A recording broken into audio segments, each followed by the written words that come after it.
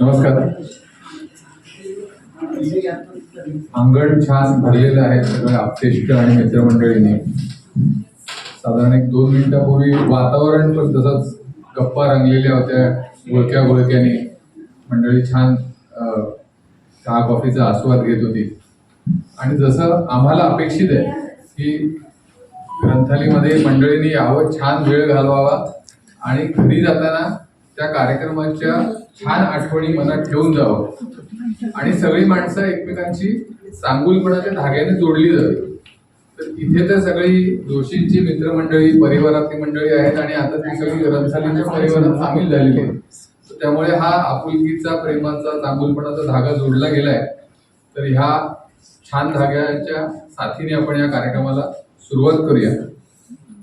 सगळ्यांना ग्रंथालयाबद्दल माहितीच आहे की ही एक प्रकाशन संस्था नाहीये, वाचक चळवळ आहे आणि गेली 48 वर्ष सतत काहीतरी नवीन करत राहणं, लोकांना चांगलं वाचायला लावणं, नवीन लोकांना लिहायला लावणं.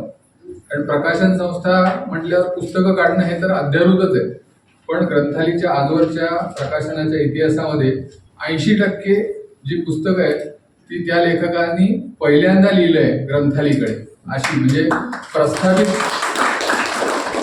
लेखक आहे. आणि मग पहिलं पुस्तक, दुसरं पुस्तक, तिसरं पुस्तक आणि मग ते एक यशाचा फॉर्म्युला असतो. तर ग्रंथालयाने असे फॉर्म्युले मांडले नाहीत कधी, नवीन वाटा चोखाळल्या आणि त्याचा फायदा असा झाला की महाराष्ट्रभरच नाही तर पार अमेरिका आणि आता ऑस्ट्रेलियापर्यंत सुद्धा ग्रंथालयाची पावलं पोचली आहेत. आणि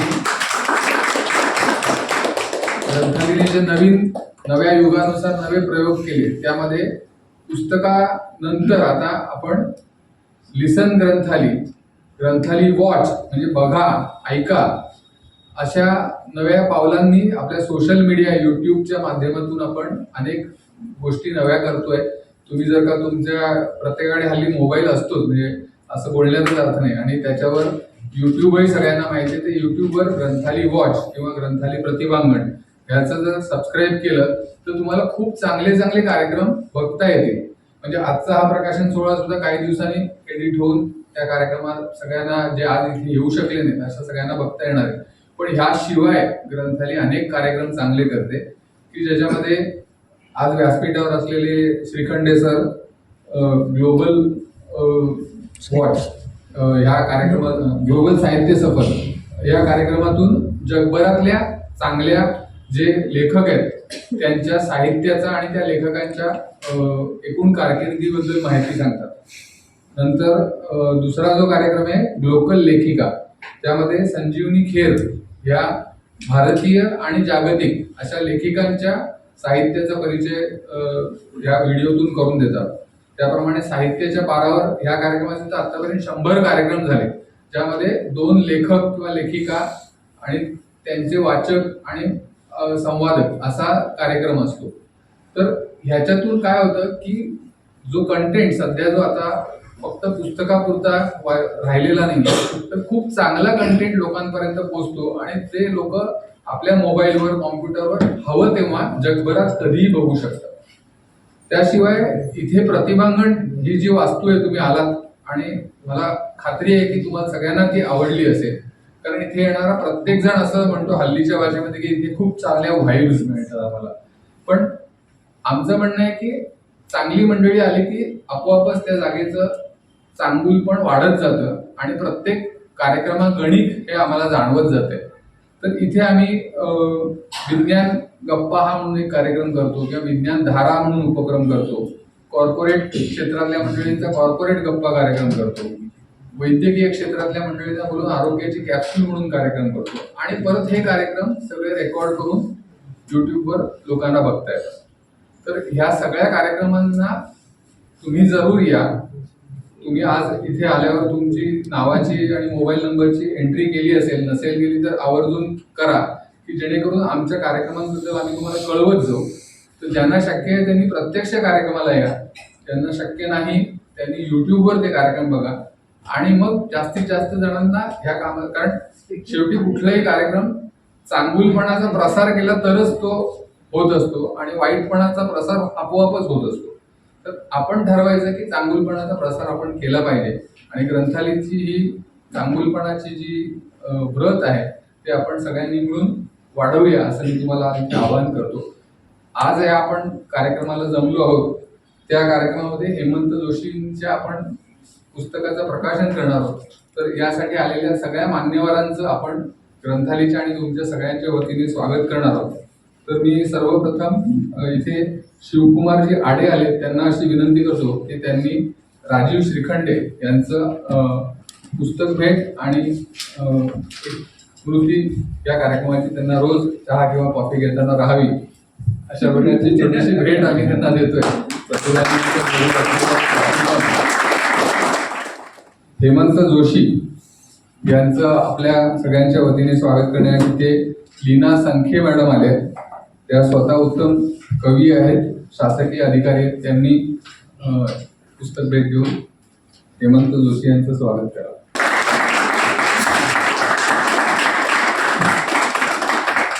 अविनाश कोल्हेंचं स्वागत करण्याची मी विनंती अरुण जोशींना करतो, ग्रंथालयाचे संपादक, शब्दरुचीचे मासिकाचे संपादक.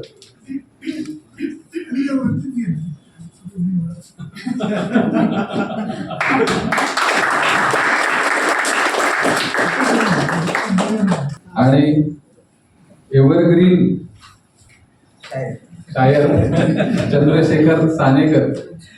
खरं तर त्यांनी मालिकेतच कुठेतरी हिरोचं काम करायचं, पण ते का करतात त्यांचं स्वागत करण्याची विनंती मी सुरेश इंगला सुरू यांना करतो. तर आपण आता यानंतर पुढचा जो कार्यक्रम आहे त्याची सगळी सूत्र लतिका अनुशाली यांच्याकडे सोपवूया. धन्यवाद. नमस्कार. ग्रंथालय प्रकाशित आणि कवी हेमंत जोशी लिखित शब्दरंग या काव्यसंग्रहाच्या प्रकाशन सोहळ्यात तुम्हा सगळ्यांचं अगदी मनपूर्वक स्वागत करते. मी डॉक्टर लतिका भानुशाली, ग्रंथालय विश्वस्त आणि संपादिका. शब्दरंग असं शीर्षकामध्ये जरी लिहिलेलं असलं तरी प्रत्यक्ष जेव्हा तुम्ही कविता वाचायला सुरुवात कराल तेव्हा या काव्यसंग्रहामध्ये शब्दांच्या बरोबरीने रेषांचं सौंदर्य सुद्धा वेळोवेळी पानोपानी जाणवत राहतं आणि हीच या कवितेची ताकद आहे. उभ्या रेषा, आडव्या रेषा, तिरप्या रेषा, सरळ रेषा आणि चक्क वळणावळणाच्या सुद्धा रेषा. शब्दांपलीकडचे भाव या रेषेच्या माध्यमातून प्रकट होत जातात आणि हीच मला वाटतं या कवितेची ताकद आहे आणि वेगळेपण आहे. एखाद्या कवीला जेव्हा आपण विचारतो की तुम्ही कविता का लिहिता, त्याची वेगवेगळी उत्तरं आपल्याला मिळू शकतात. पण वाचक कविता का वाचतो याची उत्तरं शोधण्याचा जर आपण प्रयत्न केला तर मात्र तुम्हाला अतिशय मनोरंजक किंवा वेगवेगळ्या प्रकारच्या भावनांची उत्तरं त्याच्यामध्ये सापडण्याची शक्यता ही अधिक असते. असं म्हणतात की कवितेकडून वाचक जो असतो तो किमान इतकी अपेक्षा तर ठेवू शकतो की कविता वाचताना मला त्यातनं काहीतरी मिळालं पाहिजे. जी कविता वाचकाला भरभरून काहीतरी देते ती दीर्घकाळ काळाच्या पटलावर तशीच जिवंत राहते. म्हणजे एका अर्थाने आपण असं म्हणू शकतो की काळ हा कवितेचं समीक्षा करणारा एक घटक आहे आणि अशी कविता मग मनाला व्यापून राहते, मनामध्ये भावांमध्ये ती गुंतत जाते आणि आपल्या संपूर्ण जीवनाचा एक अविभाज्य भाग बनते. अशी ही कविता तुमच्या जीवनाचा जेव्हा भाग बनते तेव्हा तुम्हाला जीवनाकडे बघण्याचा एक नवीन दृष्टिकोन त्यातून मिळतो. कारण शेवटी मनावर अधिराज्य गाजवणारी जी कविता आहे ती काय आहे तर मनाचा भावाविष्कार तर आहे. मग अशी जी कविता आहे ती चांगली कविता की वाईट कविता हे कसं ठरवायचं? जेव्हा एखादी कविता आपण ऐकतो किंवा तिला कान लावतो आणि त्या कवितेची धडधड आपल्याला ऐकायला येते तेव्हा ती कविता चांगली कविता या पठडीमध्ये मोडते. कविता अशी जेव्हा आपण ऐकतो तेव्हा आपल्या अंतरंगाला, आपल्या मनाला ती व्यापून राहते, आपल्या अंगावर शहारे निर्माण होतात आणि मग कवितेची वेगवेगळी रूपं आपल्या अंतःकरणामध्ये दडलेलं जे वास्तव असतं त्याला कुठेतरी झिंझिण्या येऊन ते झिंकारायला लागतं, ते प्रफुल्लित व्हायला लागतं. ती कविता कधी तुम्हाला आनंदाच्या लहरीवर अशी मस्तपणे लहरायला लावते तर कधी तुम्हाला दुःखाच्या डोहामध्ये ती डुंबायला सुद्धा लावते. कधी कविता भविष्य काळाचा तुम्हाला वेध घ्यायला लावते तर कधी भूतकाळामध्ये मनोमन तुम्हाला बुडवून टाकते. अशी ही कविता आणि जेव्हा कविता तुमच्या जगण्याचं आतलं असणं जे असते त्याची शिवण उसवायला लागते तेव्हा ती कविता चांगली कविता असते. मग कविता तुम्हाला नुसतं तुमचं जगणं समृद्ध करत नाही तर तुमच्या जगण्याच्या जाणीवा सुद्धा समृद्ध करते आणि म्हणून कविता आपल्या जीवनाचा एक भाग आहे.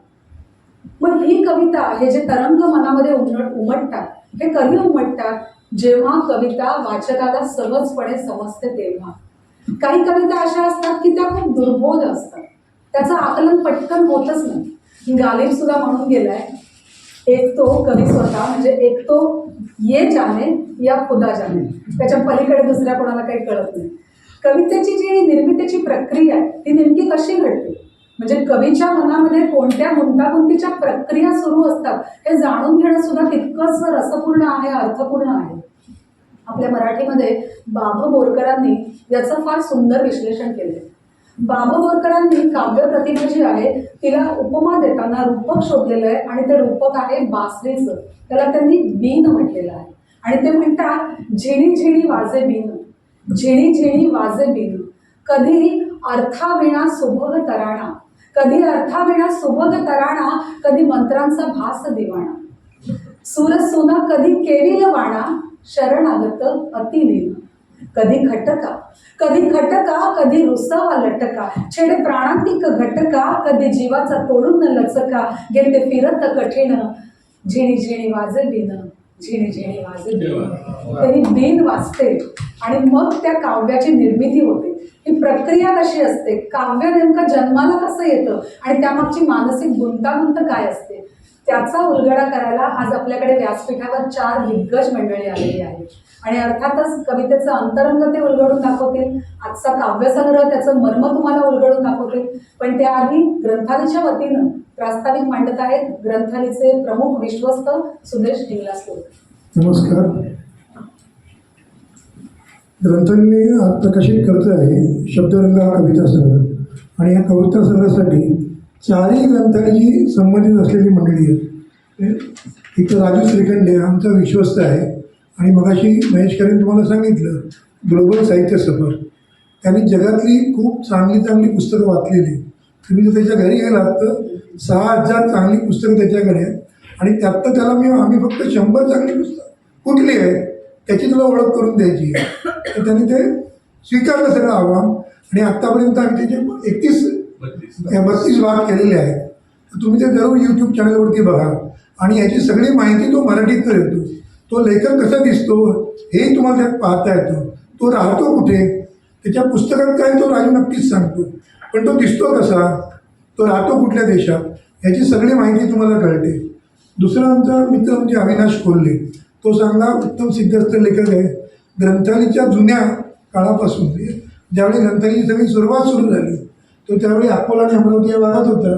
तिथपासून तर त्याचा संबंध होता.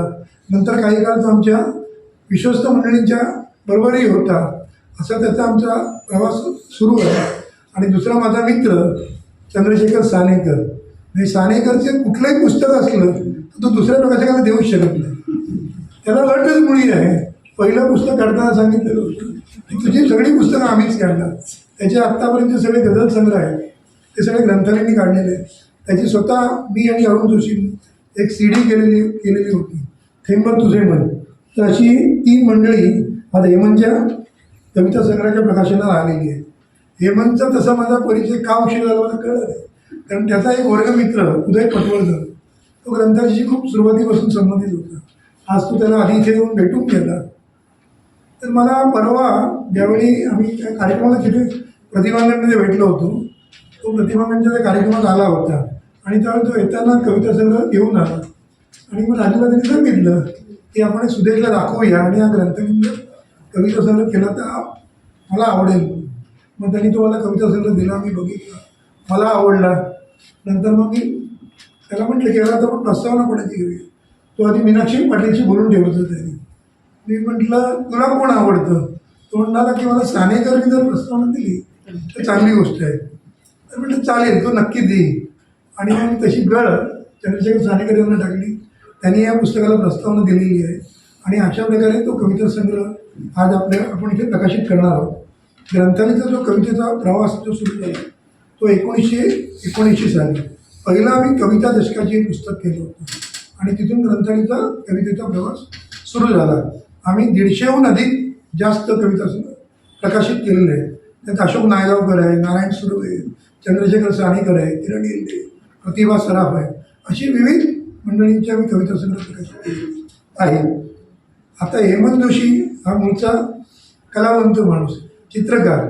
आम्ही अशाच एका चित्रकाराचा कविता नावाचा 4 भागातला वेगळा कविता संग्रह प्रकाशित केला होता.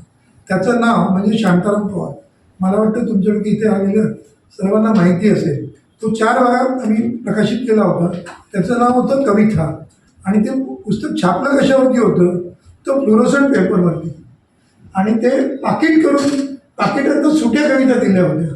अशा प्रकारचा एक नवीन वेगळा प्रयोग आम्ही कवितेच्या बाबतीत केला होता आणि तसाच तुम्हाला याच्या पुस्तकाच्या बाबतीत दिसेल. याचं पुस्तक जे आहे ते पूर्वरंग भागात आणि उत्तरंग भाग अशा 2 विभागात विभागलं गेलेलं आहे. त्याची सगळी जी रेखाचित्र त्याची स्वतःचीच आहे. मी मगाशी म्हटल्याप्रमाणे मीनाक्षी पाटील आणि चंद्रशेखर सानेकरची त्याला प्रस्तावना आहे. 25 डिसेंबर 2024चा आमचा वाचक दिन हा सुवर्ण महोत्सवी वाचक दिन असेल. तर त्यावेळी आम्ही विविध उपक्रम, काही वेगळे पुस्तकं करणार आहोत. त्यात तुमचा आम्हाला सहभाग लागणार आहे. आम्ही त्याचं आवाहन तुम्हाला सप्टेंबरमध्ये करू. तुम्ही त्या आमच्या आव्हानाला चांगला प्रतिसाद द्या. आमच्या या सुवर्ण महोत्सवी वाटचालीत सहभागी व्हा. एवढं बोलून मी माझं मनोगत थांबवतो. धन्यवाद.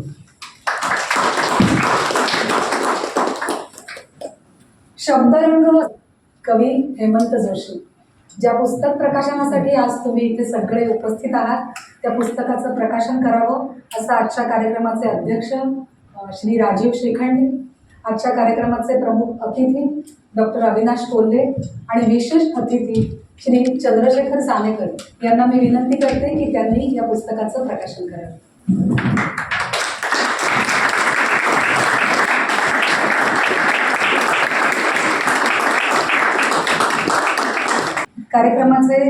खरं तर कार्यक्रमाचा एक प्रोटोकॉल असतो की प्रकाशन झाल्या कवीने स्वतः बोलावं, लेखकाने स्वतः त्याचं मनोगत व्यक्त करावं. पण हेमंत सरांकडून मला सूचना आली की आज प्रोटोकॉल वगैरे काही सांभाळायचं नाही, जसं मी सांगितलंय तसा तो कार्यक्रम झाला पाहिजे. आणि कार्यक्रमाचे उत्सवमूर्ती असल्यामुळे त्यांच्या आज्ञेचं तंतोतंत पालन मी करते आणि सगळा जो आपला प्रोटोकॉल आहे त्याला मी छेद देत कार्यक्रमाचे अध्यक्ष डॉक्टर अविनाश कोल्हे यांना बोलण्याची विनंती करणार आहे. तत्पूर्वी मी त्यांचा अगदी थोडक्यात परिचय करून देते. राज्यशास्त्राचे ते प्राध्यापक आहेत, अर्थात निवृत्त आहेत, पण राज्यशास्त्र हे त्यांच्या नसामध्ये आणि हाडांमध्ये भिनलेलं आहे आणि त्यामुळे निवृत्त झाले, विषयापासून ते दूर गेले तरी सुद्धा राज्यशास्त्र त्यांच्यापासून दूर गेलेलं नाहीये.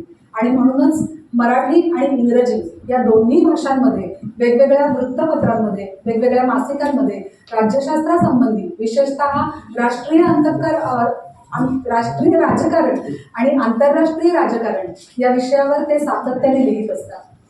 अर्थात जरी ते राज्यशास्त्राचे प्राध्यापक असले आणि होते तरी सुद्धा साहित्य हे त्यांच्या अंतरंगामध्ये भिनलेलं आहे, कारण ते एक सर्जनशील लेखक सुद्धा आहेत. त्यांची पुस्तकं आहेत, एक म्हणजे सेकंड इनिंग हा त्यांचा कथासंग्रह आणि चौकट वाटोळी ही त्यांची कादंबरी यापूर्वी प्रकाशित झालेली आहे. मॅजेस्टिक तर्फे काही गेल्या 2 वर्षांपूर्वी हिंदू या कादंबरीवर आधारित एक स्पर्धा घेण्यात आली होती आणि त्या स्पर्धेमध्ये उत्कृष्ट कादंबरीचं जे पारितोषिक होतं ते त्यांच्या पंक्तीतलं पान या त्यांच्या कादंबरीला ते पारितोषिक मिळालं. त्यांचा आणखीन एक वेगळा पैलू मी सांगते. अमराठी नाटकं पाहणं हा त्यांच्या आस्थेचा विषय. मग ही नाटकं ते फक्त पाहत नाही तर त्याचं परीक्षण सुद्धा करतात. बरं, नुसतं परीक्षण करून थांबत नाही तर त्या परीक्षणाची पुस्तकंही प्रकाशित होतात आणि त्यातूनच त्यांची 2 पुस्तकं आकाराला आली आहेत. ती म्हणजे रंगभूमीचे आंग्ल रूप आणि मुंबईतील अमराठी रंगभूमी. याशिवाय त्यांचा आणखीन एक वेगळा पैलू, कारण 2 भाषांवर प्रभुत्व आहे, त्याचा फायदा तर घ्यायला पाहिजे. आणि सरांसारखी व्यक्ती जी सगळीकडे मुक्त संचार करते ती अनुवादाच्या क्षेत्रामध्ये संचार करणार नाही असं होऊच शकत नाही. त्यामुळे सरांनी इंग्रजीतून मराठीमध्ये सुद्धा काही पुस्तकं आणलेली आहेत जी अत्यंत महत्त्वाची आहेत. त्यापैकी काहींची मी नावं घेते. डॉक्टर मनमोहन सिंग यांचं चरित्र, भारताची फाळणी आणि गदर चळवळ ही 3 पुस्तकं त्यांनी इंग्रजीतून मराठीमध्ये आणलेली आहेत. तर सरांना मी विनंती करते की त्यांनी प्रेक्षकांशी संवाद साधावा. डॉक्टर अविनाश कोल्हे. धन्यवाद कृतिका. फारच एक्झॉस्टिव्ह आणि काय म्हणतात एम्बॅरेसिंग अशी ओळख होती. खरीदेरी अशी तरी ऐकायला संकोच वाटत होता मला. एक पूरक माहिती म्हणजे आचार्य मठामध्ये इटलीमध्ये जे अलीकडे पंतप्रधान वाचल्याचा एक मोठा लेख आलाय आचार्याच्या पुरवठ्यामध्ये आहे ते की जे बोलते त्याला पुरावा काय तर हा पुरावा आजच नाही. खरं तर कवी ते विषय बोलण्यासाठी सालेकर चाले हे असताना म्हणून मी आधी विनंती करून आधी बोलायचं सांगून घेते कारण कविता माझा प्रांत नाही. मी अनेक अर्थाने गद्य माणूस हा कमी मी कादंबऱ्या लिहितो का कारण मी गद्यच माणूस आहे. कविता लिहू शकत नाही म्हणजे कविता लिहायला आवडली ते पण नाही सुद्धा त्याला मी काय करतो. पण त्याचा पर्याय म्हणून मी कविता पोटभर वाचतो. जे 4 कादंबऱ्या वाचायच्या काय 4 कविता संग्रह वाचायचा आता कविता संग्रह वाचायचा कारण त्याच्यामध्ये जी तरलता असते जे काय म्हणतात कवी याच्यामध्ये व्यक्त झालेलं असतं ते जे माझ्यासारख्या लेखकाला 1000 शब्दात जमत नाही ते कवी 4 शब्दामध्ये करून दाखवतो. ही जी पॉवर ऑफ प्रेझेंटेशन कम्युनिकेशन आहे ती कवितेचं मर्म हे मला फार आधीपासून आहे आणि त्याच्या मागे मागे येणारी खंत आहे की आपल्याला कविता लिहिता येत नाही म्हणून माझ्या कवितांची कवी लोकांची मी मैत्री करतो. आणि ही मैत्री आपल्या मैत्रीशी सांगण्याची गरज आहे. जवळजवळ 40 वर्षापासून आम्ही मित्र दोघांचे केस काय होते तेव्हापासून आणि दोघे ॲडव्हर्टायझिंग मध्ये तेव्हापासून. इंद्रबाब नावाच्या एजन्सीमध्ये तो व्हिज्युअलायझर होता मी अकाउंट डायरेक्टर होतो अकाउंट एक्झिक्युटिव्ह होतो. तर तेव्हापासून आमचे मारामारी आणि मैत्री सुरू आहे. याचा व्हिज्युअल आवडलं असेल माझे प्रेझेंटेशन याला आवडलं नसेल मग गाडी विरार गाडी म्हणजे मैत्रीचा वेगळाच हे असतो ना जे मुंबईत राहणार आहे ते कळणार नाही. विरार गाडीमध्ये काय असतं हा अनुभव जगावा लागतो. तर आम्ही 10-20 वर्ष जगलेलो आहे कारण शेवटची गाडी पकडून उतरायचं आणि जाता सगळे दिवसभरातले भांडणं त्याच्यामध्ये काय म्हणतात डिसॉल्व्ह करायची परत दुसऱ्या ही नवीन उत्साहाने भांडण करायचं असं ते जाहिरातीमधलं जग. तेव्हापासून मुळात चित्रकार आहे जे स्कूलचा विद्यार्थी त्यामुळे रंग कसे वापरायचे याचं अधिकृत ट्रेनिंग घेतलेला हा चित्रकार. हे अधिकृत या शब्दावरती मी तुमचं थोडंसं लक्ष वेधू इच्छितो. सगळ्या कलाचं अधिकृत ट्रेनिंग उपलब्ध असतं. चित्रकार व्हायचं असेल जेणेमध्ये 4-5 वर्ष काम करावं लागतं. गायक व्हायचं असेल कोणाकडे 10-12 वर्षी गड्डाबद्ध शागिर्दी करावी लागते. नृत्याचा गुरु असतो. साहित्य कला अशी जी गुरुलेस आहे सगळेच कवी होऊ शकतात गायकांनी नाही काय. जुन्या काळी म्हणायचे बघ की आडवे लिहिले की कथा होते उभे लिहिले की कविता होते एवढं काय बोलखाली उभी घ्यायची. हे ह्यासाठी तपशिलाने सांगतो की एका माध्यमावरती हुकमत असलेला या माध्यमामध्ये प्रेरित केलेला हे मन उत्तर आयुष्यामध्ये शब्दांची आणि रेषांशी खेळायला हे म्हणून याचं शीर्षक आहे शब्द रंग. नुसतं रंग हा एक माध्यम नाही ते माध्यम तर गेली 30-25 वर्ष हाताळच व्यवसायाचा भाग म्हणून आनंदाचा भाग म्हणून. त्यामुळे हा जेवढा वेळा मला बाहेर भेटला त्या दुप्पट वेळा जहांगीरमध्ये भेटले कारण चित्र बघणं हा त्या आनंदाचाच भाग आहे. कविता वाटतं आनंदाचा भाग आहे चित्र बघणं आनंदाचा भाग आहे. पण उत्तर आयुष्यात त्याला असं वाटलं की एक नवीन माध्यम आपण हाताळतो आणि ते माध्यम कसं आहे सालेकर सर तुम्हाला सांगतील त्यातले जास्त दर्दी आणि अनुभवी आहे. पण कविता लिहिणं हे आणि चित्रकारांनी कविता लिहिणं याची पण एक मराठी परंपरा आहे. अरुण कोल्हाटकर नाव ऐकलं असेल रघुरू जोशी नाव ऐकलं असेल हे दोघेही जाहिरातींमध्ये मोठी नाव म्हणजे आमच्या आधीची पिढीचं नाव. रघुरूंकडे करूंकडे आम्ही असे बघायचो आणि असे बघावं असेच जे लोक होते जे रघुरूंनी चित्रकलेमध्ये प्रेझेंटेशनमध्ये हॅपनिंग करून बघितलं मोठे टाईप्स वापरून बघितले याचे सगळे प्रयोग आहे. आणि ग्रंथालय त्या व्यासपीठावर येण्याचा माझा आनंदाचा भाग असतो की ही प्रयोगक्षम संस्था आहे. ती ह्याच्यात यश वगैरेची भानगड नाही करून बघायचं जे होईल ते होईल आणि कुठलाही प्रयोग स्वभावतः यशाची किंवा अपयशाची शक्यता घेऊन आलेला असतो. त्यामुळे हे सगळे प्रयोग करणारे रघुरू कुलकर्णी प्रयोग करणारे अरुण कोल्हाटकर आणि त्याच्यानंतर माझा मित्र हेमंत अशी ती चित्रकार कवींची ही परंपरा आहे जी आता हेमंतच्या रूपाने तुमच्यासमोर पुस्तक रूपाने उपलब्ध होते. कवितांमध्ये काय असतं एक मला फक्त कोटेशन दाखवायचं होतं फार बोलणार नाही मी म्हणजे जरी प्राध्यापक होतो कधी काहीतरी 45 मिनिटाची घंटाळेपर्यंत बोलत राहायची सवय आहे. फंक्शन्स ऑफ अ पोएट अभ्यासक म्हणतो it is so important because it helps us understand and appreciate the world around us. कविता का वाचायची? It helps us to understand and appreciate the world around us. Its strength lies in this ability to shed a sideways light on the world so the truth sneaks up on you. Poetry teaches us how to live. यातलं truth जे पोटात सिद्ध होणारं सत्य नव्हे, Indian evidence act खाली जे मान्य होतं ते सत्य नव्हे, हे कवीला भावलेलं सत्य. त्यामुळे त्याला जर सूर्य पिवळा दिसला तर तो पिवळा दिसतो. मग असं नाही, पण सूर्याचा रंग इंडियन प्रेस कडून असा म्हटलं ते कोर्ट इथं नाही. ही अलग दिली आहे, ही कवीची लेखकाची दिली आहे. इथं हिरव्या रंगाचा सुद्धा सूर्य असू शकतो, काळ्या रंगाचं सुद्धा पाणी असू शकतो. तर ते कवीला भावलेलं असतं. हाच कलेचा खरा हे असतं की मला काय दिसलं ते मी तुम्हाला सांगतोय, काय दिसतंय तर तुम्हाला दिसतंय, मला दिसतंय, त्यामुळे होतंय. ते very the poetry. Poetry something different. बोली अरूपाचे रूप दावी ना, ते ज्ञानेश्वर म्हणतात ते जे दिसत नाही ते दाखवतोय ना तुम्हाला. ती ओळख मला फार आयुष्यभर लक्षात येते की बोली अरूपाची रूप दावी, जे दिसत नाही ते दाखवेल. तीच प्रतिज्ञा आहे. तुम्ही फोटोग्राफी केली असते ना, त्याच्याकडे बघून घेतं, तसं नाही आहे. हे कविते मोठेपण असतं.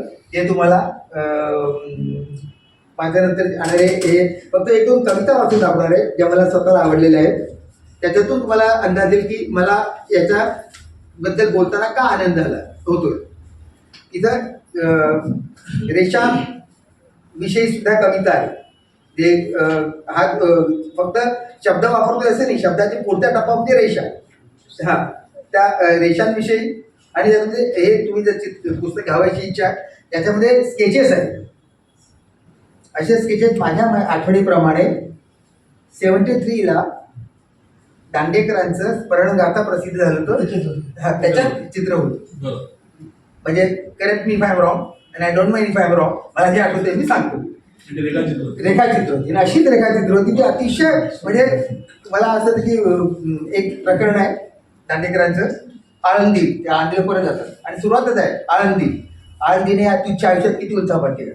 आणि त्याचं वाक्य असं दाट रेषा आहे आणि त्याच्यातून सूर्याचा प्रकाश फाकतो असं वाटतं. आता त्याच्या पुढे वाचायची गरज नाही, इतकं ते चित्र बोलकं असतं. तसे ह्या चित्र ह्या रेषा बोलतात. हे त्या चित्राविषयी कोणतरी सांगितलं होतं का ही ॲज अ सिंगिंग लाईन्स. त्याच्या रेषा बोलतात, गातात. त्या गाण्या रेषांसारख्या ह्या रेषा आहेत की, आणि ह्या स्वतंत्रपणे सुद्धा आस्वाद्य आहेत. आणि ज्या कवितांच्या सोबत त्या आलेल्या आहेत त्या कवितांचा असे आणखी दोन तोडफोडी देतात. ते कॉम्प्लिमेंट इच येते, ते वॉक टुगेदर. ते शब्द आणि त्याच्या बाजूला असलेले छोटीशी रेखाचित्र की अगदी छोटी छोटी आहेत बघा, तेवढीच आहे. पण त्याचं बघत राहा असं वाटतं. असं वाटतं की हां आणखी थांब जरा, उतर यांच्यामध्ये, घाई करू नको, पानपू पडू नको, हे पेपर नाही आहे, ही बातमी संपली, कोणी कोणाला खोके दिले ते जाऊ दे, हे बघ इथं थांब, इथं खोके नाही आहेत, इथं आणखी काहीतरी. मी शोधू बरं, याच्यात शीर्षक नाही आहे, कुठल्या कवितेला शीर्षक दिलेलं नाही. ही सुद्धा एक भूमिका असू शकते. एक कविता वाचतो. मी शोधत होतो त्या चित्र चौकटीत मारलेल्या रेषांमधला चित्रार्थ. मारलेल्या रेषांमधला चित्रार्थ हा शब्द कॉइन केला गेला. चित्र अधिक अर्थ. आयुष्य त्या रेषेचं एका बिंदूपासून सुरू हो दुसऱ्या बिंदूपाशी अवघडणारं, तर अवघडणारं तत्व त्या रेषेचं दोन बिंदूंच्या एकरूप होण्यातून उलगडणारं. हेच नव्हे ना ते रेषार्थ. वर आला होता शब्द चित्रार्थ, आता आला शब्द रेषार्थ. संकल्पनांना परस्पर छेद देणार, म्हणजे ज्या संकल्पना आपण गृहीत धरून वाढत असतो त्या संकल्पनांना कधी कधी छेद द्यावा लागतो. ज्याला डायलेक्टिक म्हणतात पॉलिटिकल सायन्समध्ये. एक संकल्पना स्थिर होते, त्याला छेद दिला तरच समाज पुढे जातो. ती संकल्पना जर स्थिर राहिली माझ्या आजोबांपासून माझ्या नातूपर्यंत तर समाज सांगतो. ते जगाचा इतिहासमध्ये बंडखोरांचा आहे. त्यांनी बंड केले. ज्योतिबा फुलेंनी पत्नीला शिकवलं, त्यांना दगडं मारली. इतिहासात ज्यांनी दगडं मारली त्यांची नावं नाही. History of humankind is history of rebellions. त्या रेबिलियन्समध्ये असे लोक बसतात की जे रेषा सुद्धा आणतात. धन्यवाद. डॉक्टर जोशींचा उल्लेख केला. आम्ही जे कविता रचण्याचे पुस्तक केलं होतं ना, त्यात त्यांनी वेगळ्या टाईपचा उपयोग करून कविता लिहिलेली होती. तुम्हाला बघावं म्हणजे बघता आलं, तुम्ही जो कविता सगळं आवर्जून बघा. राज्यशास्त्र आणि कविता या दोघांचं नातं कसं गुंतागुंतीचं असू शकतं आणि ते एकमेकांना पूरकही कसं ठरू शकतं हे आपल्या वाक्त कौशल्याने डॉक्टर अविनाश कोल्हे यांनी आत्ताच तुमच्या पुढे स्पष्ट केलं. आजच्या कार्यक्रमाचे उत्सव मूर्ती म्हणजे अर्थातच कवी हेमंत जोशी. तुम्ही सगळेच त्यांचे आप्त आहात, स्नेही आहात, त्यामुळे त्यांचा परिचय तुमच्यापुढे मी काय करून देणार. पण तरी सुद्धा एक भान मला आहे की काही दिवसांनी हा कार्यक्रम YouTube चॅनलवर जाणार आहे आणि तिथे बघणारे अनेक लोक आहेत ज्यांना कदाचित कवी हेमंत कवी आणि काही करतात की काय किंवा नाही हे माहीत नसण्याची शक्यता जास्त आहे. त्यामुळे औपचारिक त्यांची ओळख करून देणं हे मला भागच आहे. गेली 35 वर्ष चित्रकारितेशी तर त्यांचा संबंध आहेच, आत्ताच अविनाश सरांनी सांगितलं, पण जाहिरात क्षेत्रामध्ये ते मुरलेले आहेत आणि पक्के मुरलेले आहेत. त्यामुळेच आर्ट डायरेक्टर आणि असिस्टंट क्रिएटिव्ह आर्ट डायरेक्टर या नात्याने त्यांनी अनेक नामांकित जाहिरात एजन्सीजमध्ये काम केलेलं आहे. काही ब्रँड त्यांचे सांगते ज्याला त्यांनी मोठं केलं किंवा त्यांचं योगदान त्याच्यामध्ये आहे. Panasonic India, Godrej golden valley mineral water, Godrej safety doors, Apollo tyres, Glycodin, Raheja construction अशा महत्त्वाच्या ब्रँडमध्ये त्यांचं खूप मोठं योगदान आहे. आणखीन काही वानगी दाखल नावं आहेत. Indian bank, mutual fund, ICICI markets, Times bank, भोकाड, कोहिनूर बिझनेस स्कूल अशा अनेक आस्थापनांसाठी त्यांनी सेवा दिलेली आहे आणि ते कार्यरत होते आणि आहेत. त्यांच्या या चांगल्या कार्याचा किंवा अतुलनीय अशा कार्याचा वेगवेगळ्या पुरस्कारांनी त्यांना पुरस्कार देऊन त्यांना गौरवान्वित केलं गेलेलं आहे. फायनान्शियल ॲड कॅम्पेन्स आणि सोशल अवेअरनेस कॅम्पेन्स यासाठी त्यांना पुरस्काराने सन्मानित करण्यात आलेलं आहे. जरी ते जाहिरातीच्या क्षेत्रामध्ये कार्यरत असले तरी त्यांच्या आतमध्ये कवी दडलेला आहे, सर्जनशील लेखक दडलेला आहे आणि म्हणून त्यांनी मराठीमध्ये तर जाहिरातींसाठी लिखाण केलंच, पण त्याचबरोबर कविता आहेत, लघुकथा आहेत, यांचं सुद्धा ते सातत्याने लेखन करत असतात. सकाळ हा जो वृत्तसमूह आहे त्याच्यामध्ये सप्तरंग या शीर्षकाखाली त्यांनी सदर लेखन केलं आणि हे करत असताना त्यांना असं जाणवलं की विचारांचा केवढा मोठा एक पसारा आपल्या डोक्यामध्ये असतो आणि सदर लेखन करताना 1200 शब्द, 1000 शब्द याच्यामध्ये त्या विचारांच्या शब्दांना, पसाराला असं कोंबून बसवायला लागतं. मग ते म्हणाले की मला हळूहळू या सगळ्याची सवय झाली आणि विचारांचा पसारा लिमिटेड शब्दांमध्ये, मर्यादित शब्दांमध्ये कसा बांधावा, कसा मांडावा हे मला कळलं. मग त्याच्यावर प्रभुत्व आल्यानंतर आणखीन एक पुढची स्टेप होती. ते म्हणाले मग एवढा तरी फापट पसारा कशाला हवाय, 1000 शब्द तरी कशाला हवेत, मग हा पसारा आपण काव्यामध्ये मांडला तर मग कदाचित आणखीन शब्द कमी होतील, असं म्हणत ते काव्याकडे वळले. आणि मग नंतर त्याही शब्दांचा पसारा त्यांना मोठा वाटायला लागला आणि मग ते म्हणाले अरेच्या रेषांच्या माध्यमातून जर मला काही आशय लोकांपर्यंत पोहोचवता आला तर, आणि म्हणून रेषांच्या माध्यमातून कवितेचा त्यांचा जन्म झाला. अशी वेगळीच कथा त्यांची ह्या कवितेच्या मागे. कधी कधी त्यांना जाणवलं की जर समोरचा वाचक तितका सर्जनशील नसेल तर ती रेष त्याला पूर्ण अर्थ सांगू नाही शकत. मग रेष आणि शब्द यांचा मिलाप त्यांनी घडवून आणला आणि क्रांतिकारी कवितेचा जन्म आता मी म्हणेन की असा आज झालेला आहे. या पुढच्या पुस्तकात सुद्धा त्यांचा होणार आहे आणि ही मराठी साहित्यामध्ये, काव्यविश्वामध्ये एक ऐतिहासिक घटना म्हणून तिची नोंद घेतली जाणार आहे. सरांना चित्रकारिता हे त्यांचं अंग आहे. आपण सगळेच जण ओळखतो, त्यांना माहिती आहे की हाडाचे चित्रकार आहेत ते. आतापर्यंत पुणे, मुंबई, जयपूर, दिल्ली अशा मोठमोठ्या शहरांमध्ये त्यांच्या चित्रांची स्वतंत्रपणे प्रदर्शनं भरलेली आहेत. त्यामुळे एक चित्रकार, एक जाहिरात तज्ज्ञ आणि एक कवी आता तुमच्याशी कसा बोलतोय, कसा प्रकट होतोय ते पाहण्यासाठी, ऐकण्यासाठी तुम्ही जितके उत्सुक आहात तितकीच मीही उत्सुक आहे. आमंत्रित करते कवी हेमंत जोशी यांना.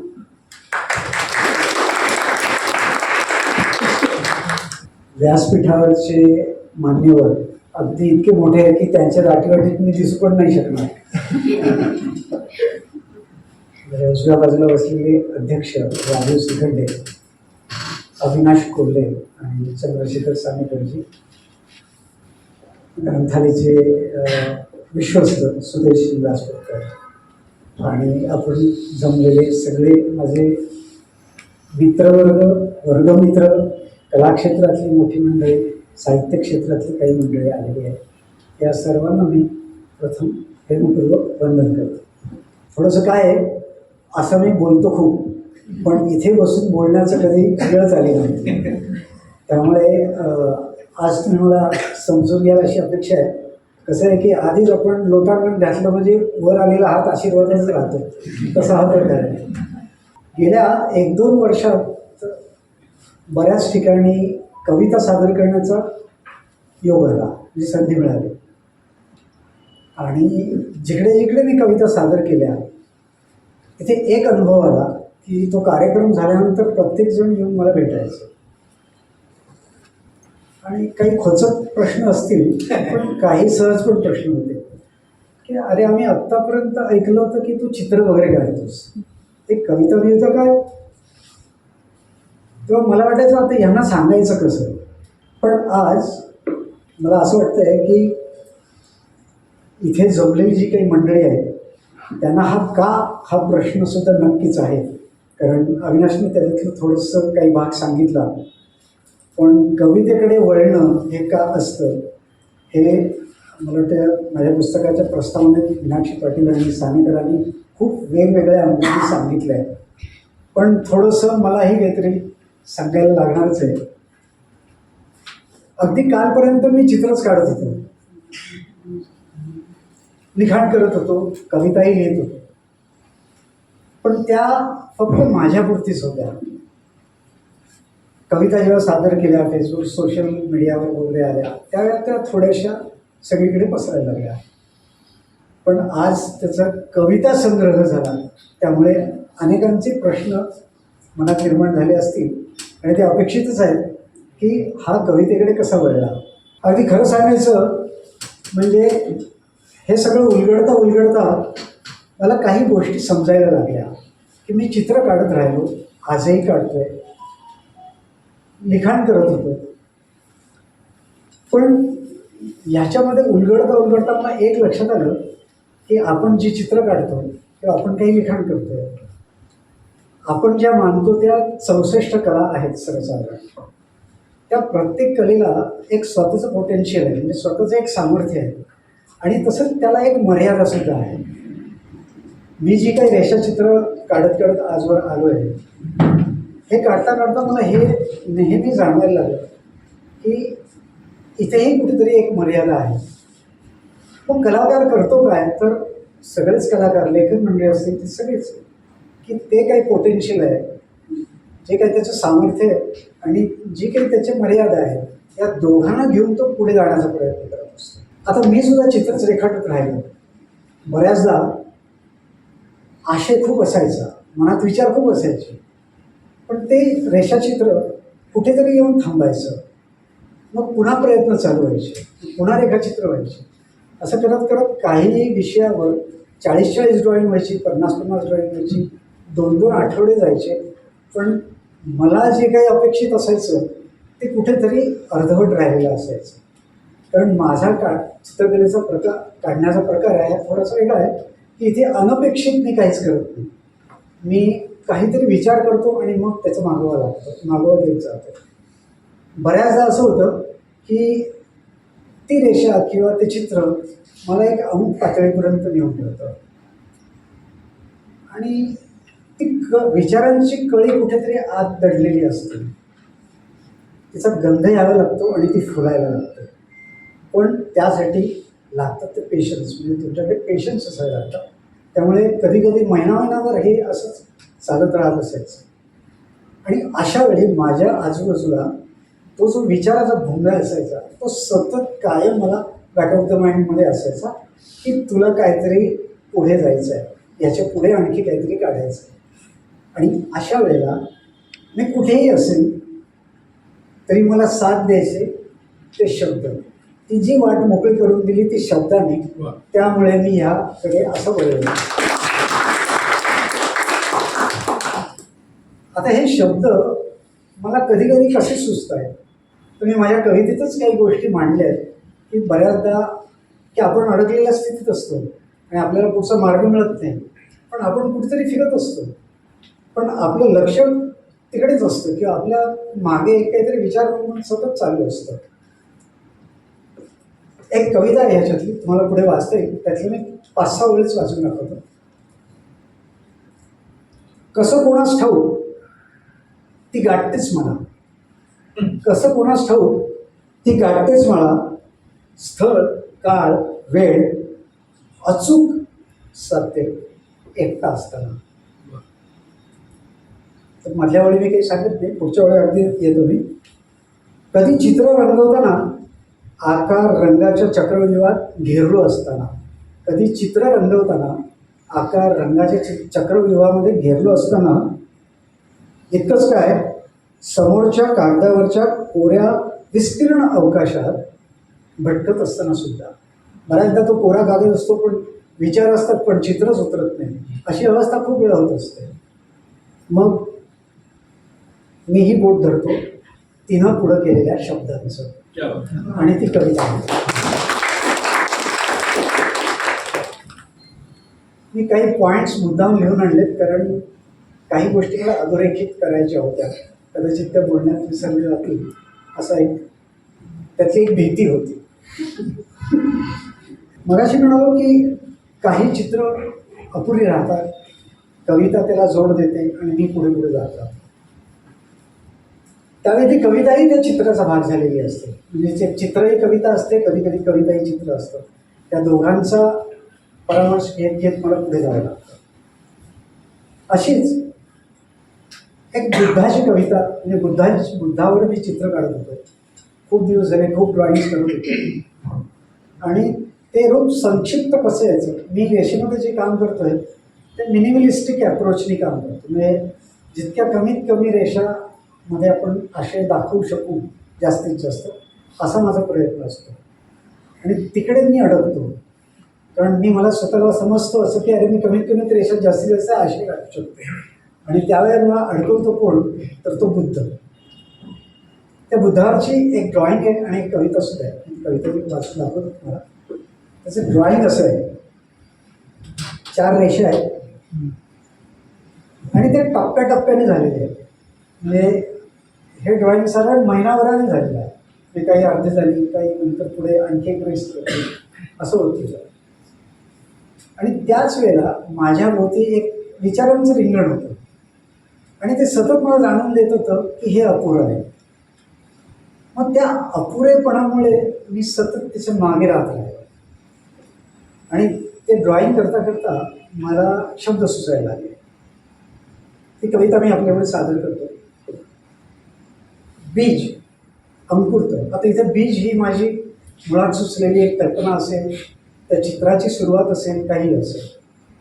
बीज अंकुरतं, डवरतं, फुलतं, फळतं, त्याग करतं. हा बीजाचा हा एक निसर्गाचा एक चक्र आहे, त्यातलाच भाग आहे. तो इथे बुद्धाला प्रेरित करतो.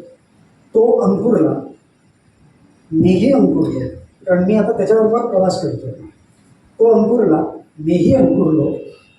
तो डवरला, मीही डवरलो. तो फुलला, मीही फुललो.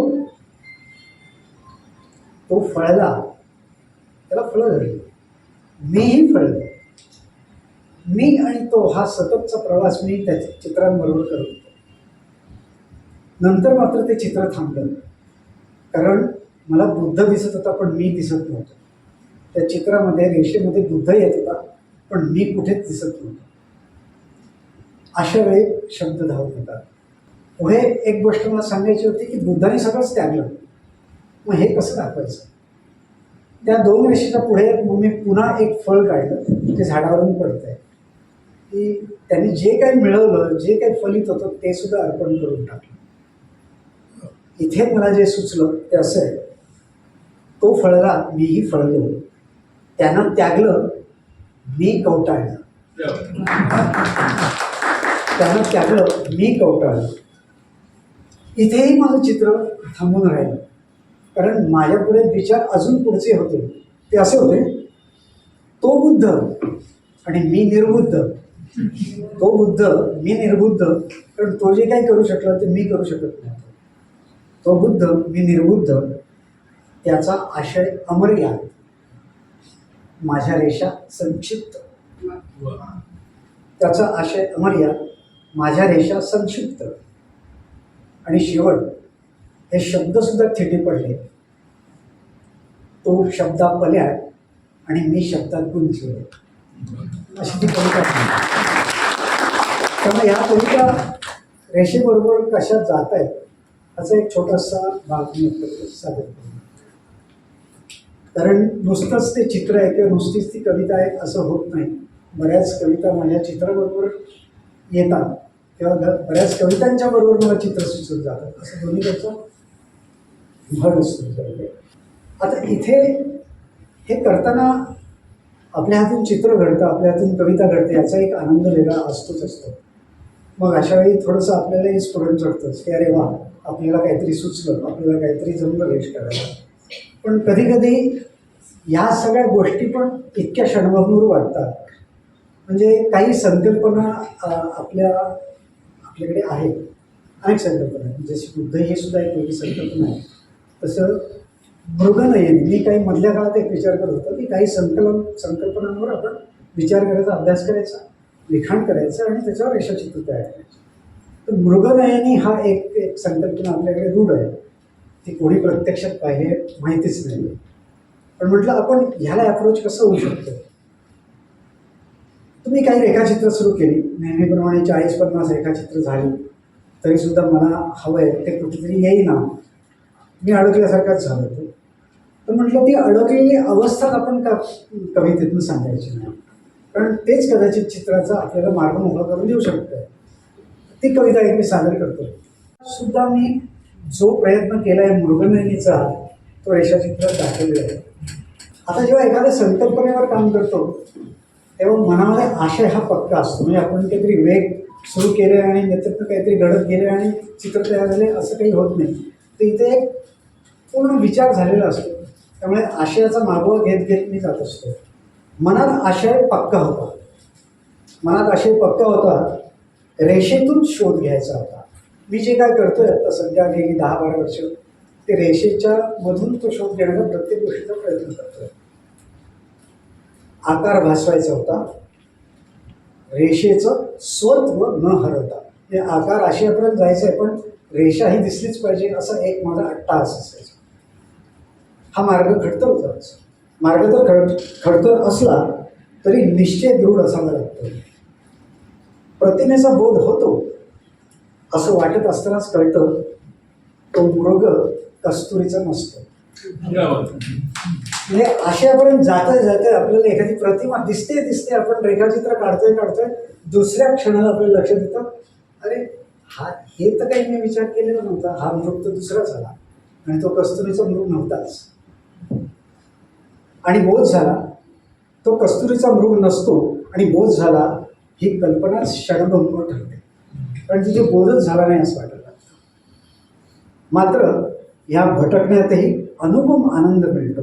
मी जे मगाशी म्हणालो की कुठे कुठे कधी कधी आनंद मिळतो म्हणून मलाही बरं वाटतं की अरे वा, आपल्याला चित्र नाही जमलं पण काहीतरी उमगलं, कुठेतरी शब्दात आलं, त्याचा एक आनंद वेगळा येतो. मात्र या भटकण्यातही अनुपम आनंद मिळतो. मी नवनिर्मितीच्या मृगजळामागे भटकत राहतो आणि म्हणूनच हा रेषेचा शोध संपत नसतो.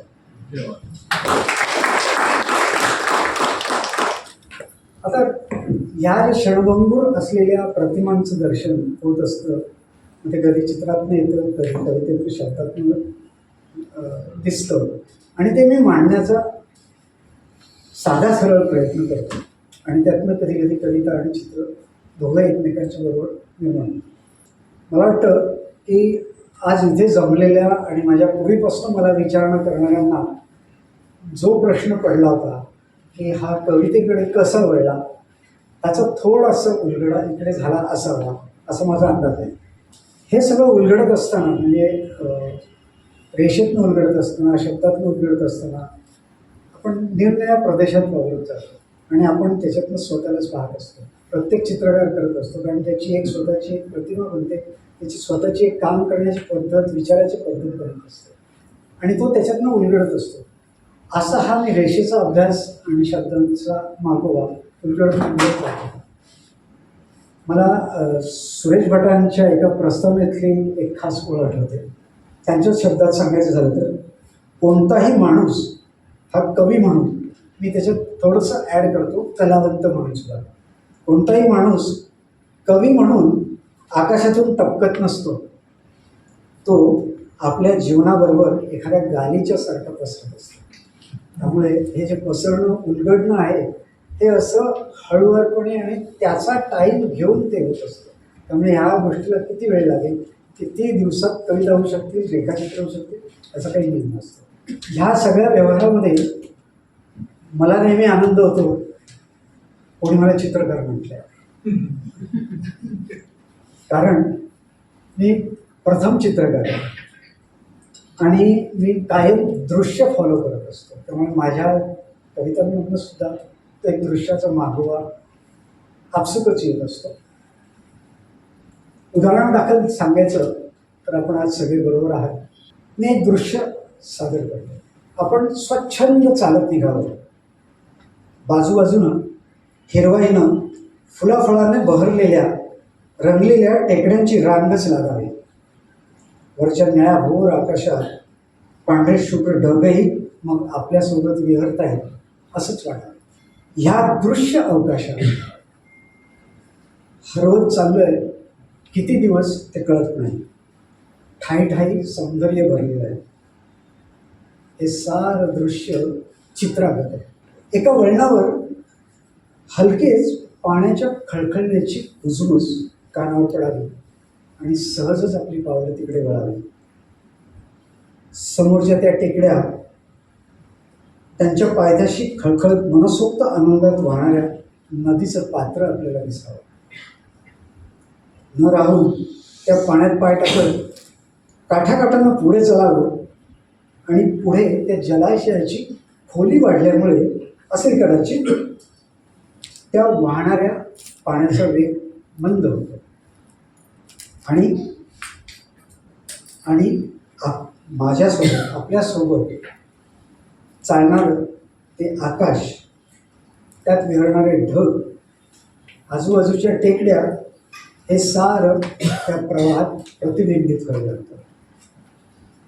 आपण हरकून जातो आणि हीच ती कविता असते.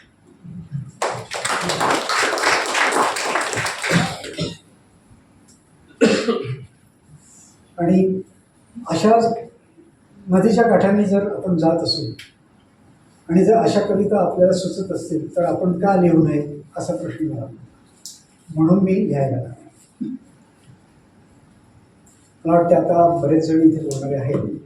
मी माझं बोलणं संपवण्याच्या आधी, कारण या व्यासपीठावर एवढे मोठे गझलकार आहेत, तर मला मोह होतोय की एक शेर सुचवावा. अर्थात हा शेर सानेकरांच्या एकटे दुकटे आत्ताच झालेल्या प्रकाशित झालेल्या काव्यसंग्रहातला आहे. मी त्यांची अनुमती मागून शेर सादर करतो. याचं कारण असं आहे की माझ्यासारख्या अनेक नवोदित काव्यलेखन करणाऱ्यांना जी काही हिंमत लागते ती ह्या एका शेरामुळे वाढू शकेल असं मला वाटतं. शेर. सूर्य असो की असो काजवा, सूर्य असो की असो काजवा, वाटतात भाऊ सख्खे. सूर्य असो की असो काजवा, वाटतात भाऊ सख्खे. तुमच्या दोन वेळी फार महत्त्वाचे. जे काही ते चमकतात ते फक्त आपल्या हिमतीवर.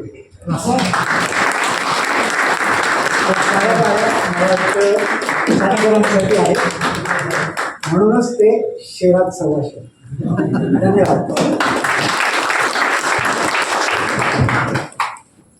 कविता निर्मितीची प्रक्रिया ही किती गुंतागुंतीची असू शकते याचा प्रत्यय आपण साक्षात कवीच्या तोंडून आता अनुभवलेला आहे, घेतलेला आहे.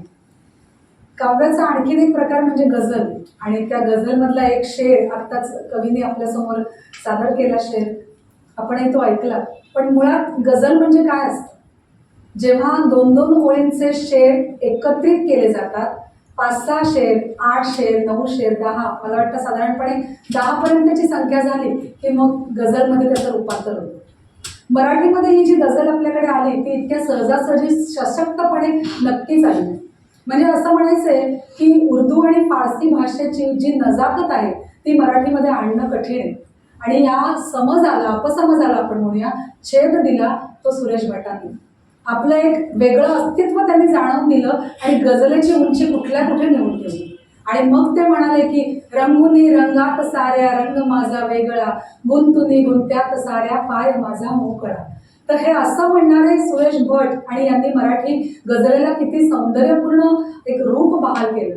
त्यानंतर फार कमी गझलकार आपल्याला असे मराठीमध्ये लाभले की त्यांनी पुन्हा एकदा गझलेला वरच्या पातळीवर नेले. आणि त्यामध्ये एक महत्त्वपूर्ण नाव आहे ते म्हणजे अर्थातच आज उपस्थित असलेले आपले प्रमुख अतिथी चंद्रशेखर सानेकर. गेली 40 वर्ष चंद्रशेखर सानेकर हे गझलेच्या प्रांतामधले अनभिषिक्त सम्राट आहेत असं जर मी म्हटलं तर ते वावगं ठरणार नाही. कारण आता त्यांचं नाव हे खूप वरच्या पातळीवर गेलेलं आहे.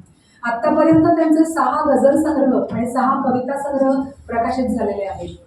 सुरेश भटांच्या निवडक कवितांचं त्यांनी संकलन केलं आणि त्याला नाव दिलेलं आहे दीपदान.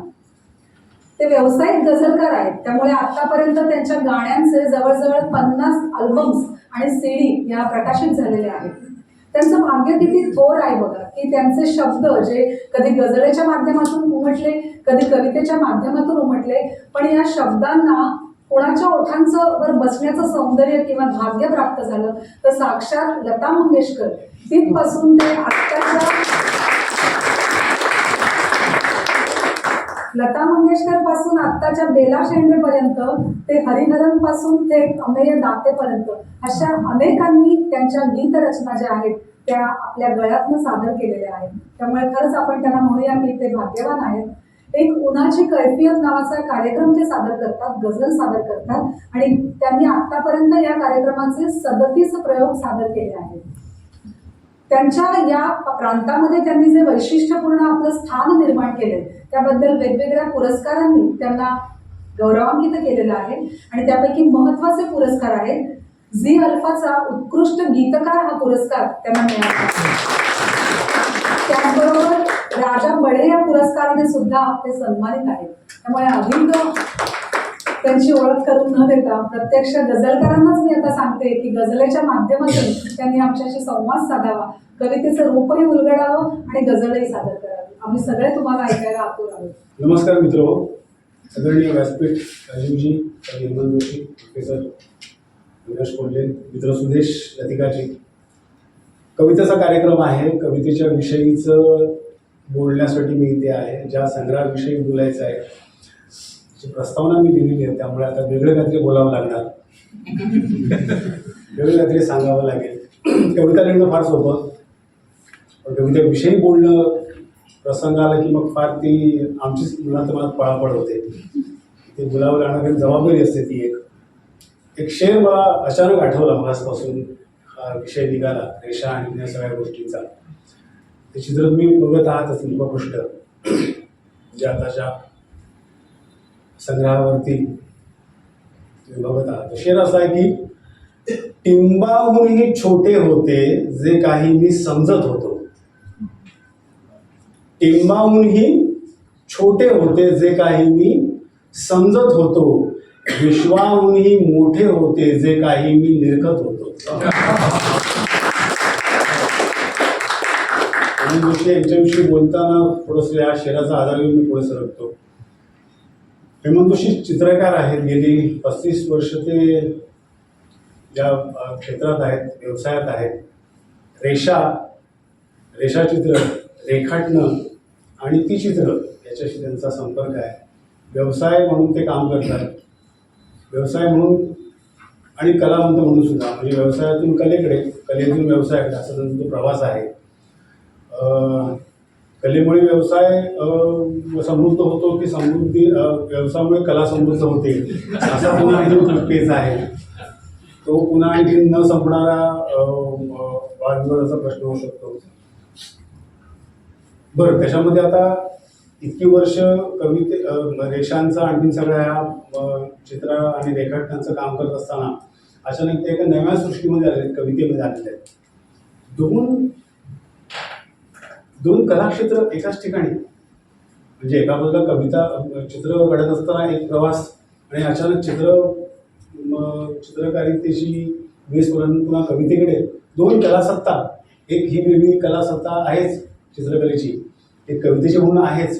माझ्यासाठी प्रचंड धक्कादायक असा प्रकार आहे हा. माझे 2-3 मित्र आहेत, नरेश पाटील, संतोष क्षीरसागर, आता ज्यांचा आता उल्लेख केला शांताराम पवार, कवी पण चित्रकार पण. माझ्यासारख्या माणसाला ते समजण्याचा आणि अभ्यासाचा विषय आहे की ह्या दोन गोष्टी एकामध्ये कशा नांदत असतात. त्याचं उत्तर शोधणं कठीण आहे, कशामुळे झालं असेल ते. त्यांनाही कदाचित ते टप्प्याटप्प्याला खूप वेळ सांगावं लागेल. ते न उमगणारी गोष्ट आहे की असं सांगताना की असं काहीतरी झालं आणि मला कविता दिसायला लागली, मला काहीतरी वेगळी चित्र दिसायला लागली, वेगळ्या काहीतरी गोष्टी जाणवायला लागल्या. की चित्रकारचा प्रवास करत असताना इतकी वर्ष ते चित्र बघितली असतील. तिथे चित्र आहे, विठोबाचं चित्र त्यांच्या संग्रहामध्ये.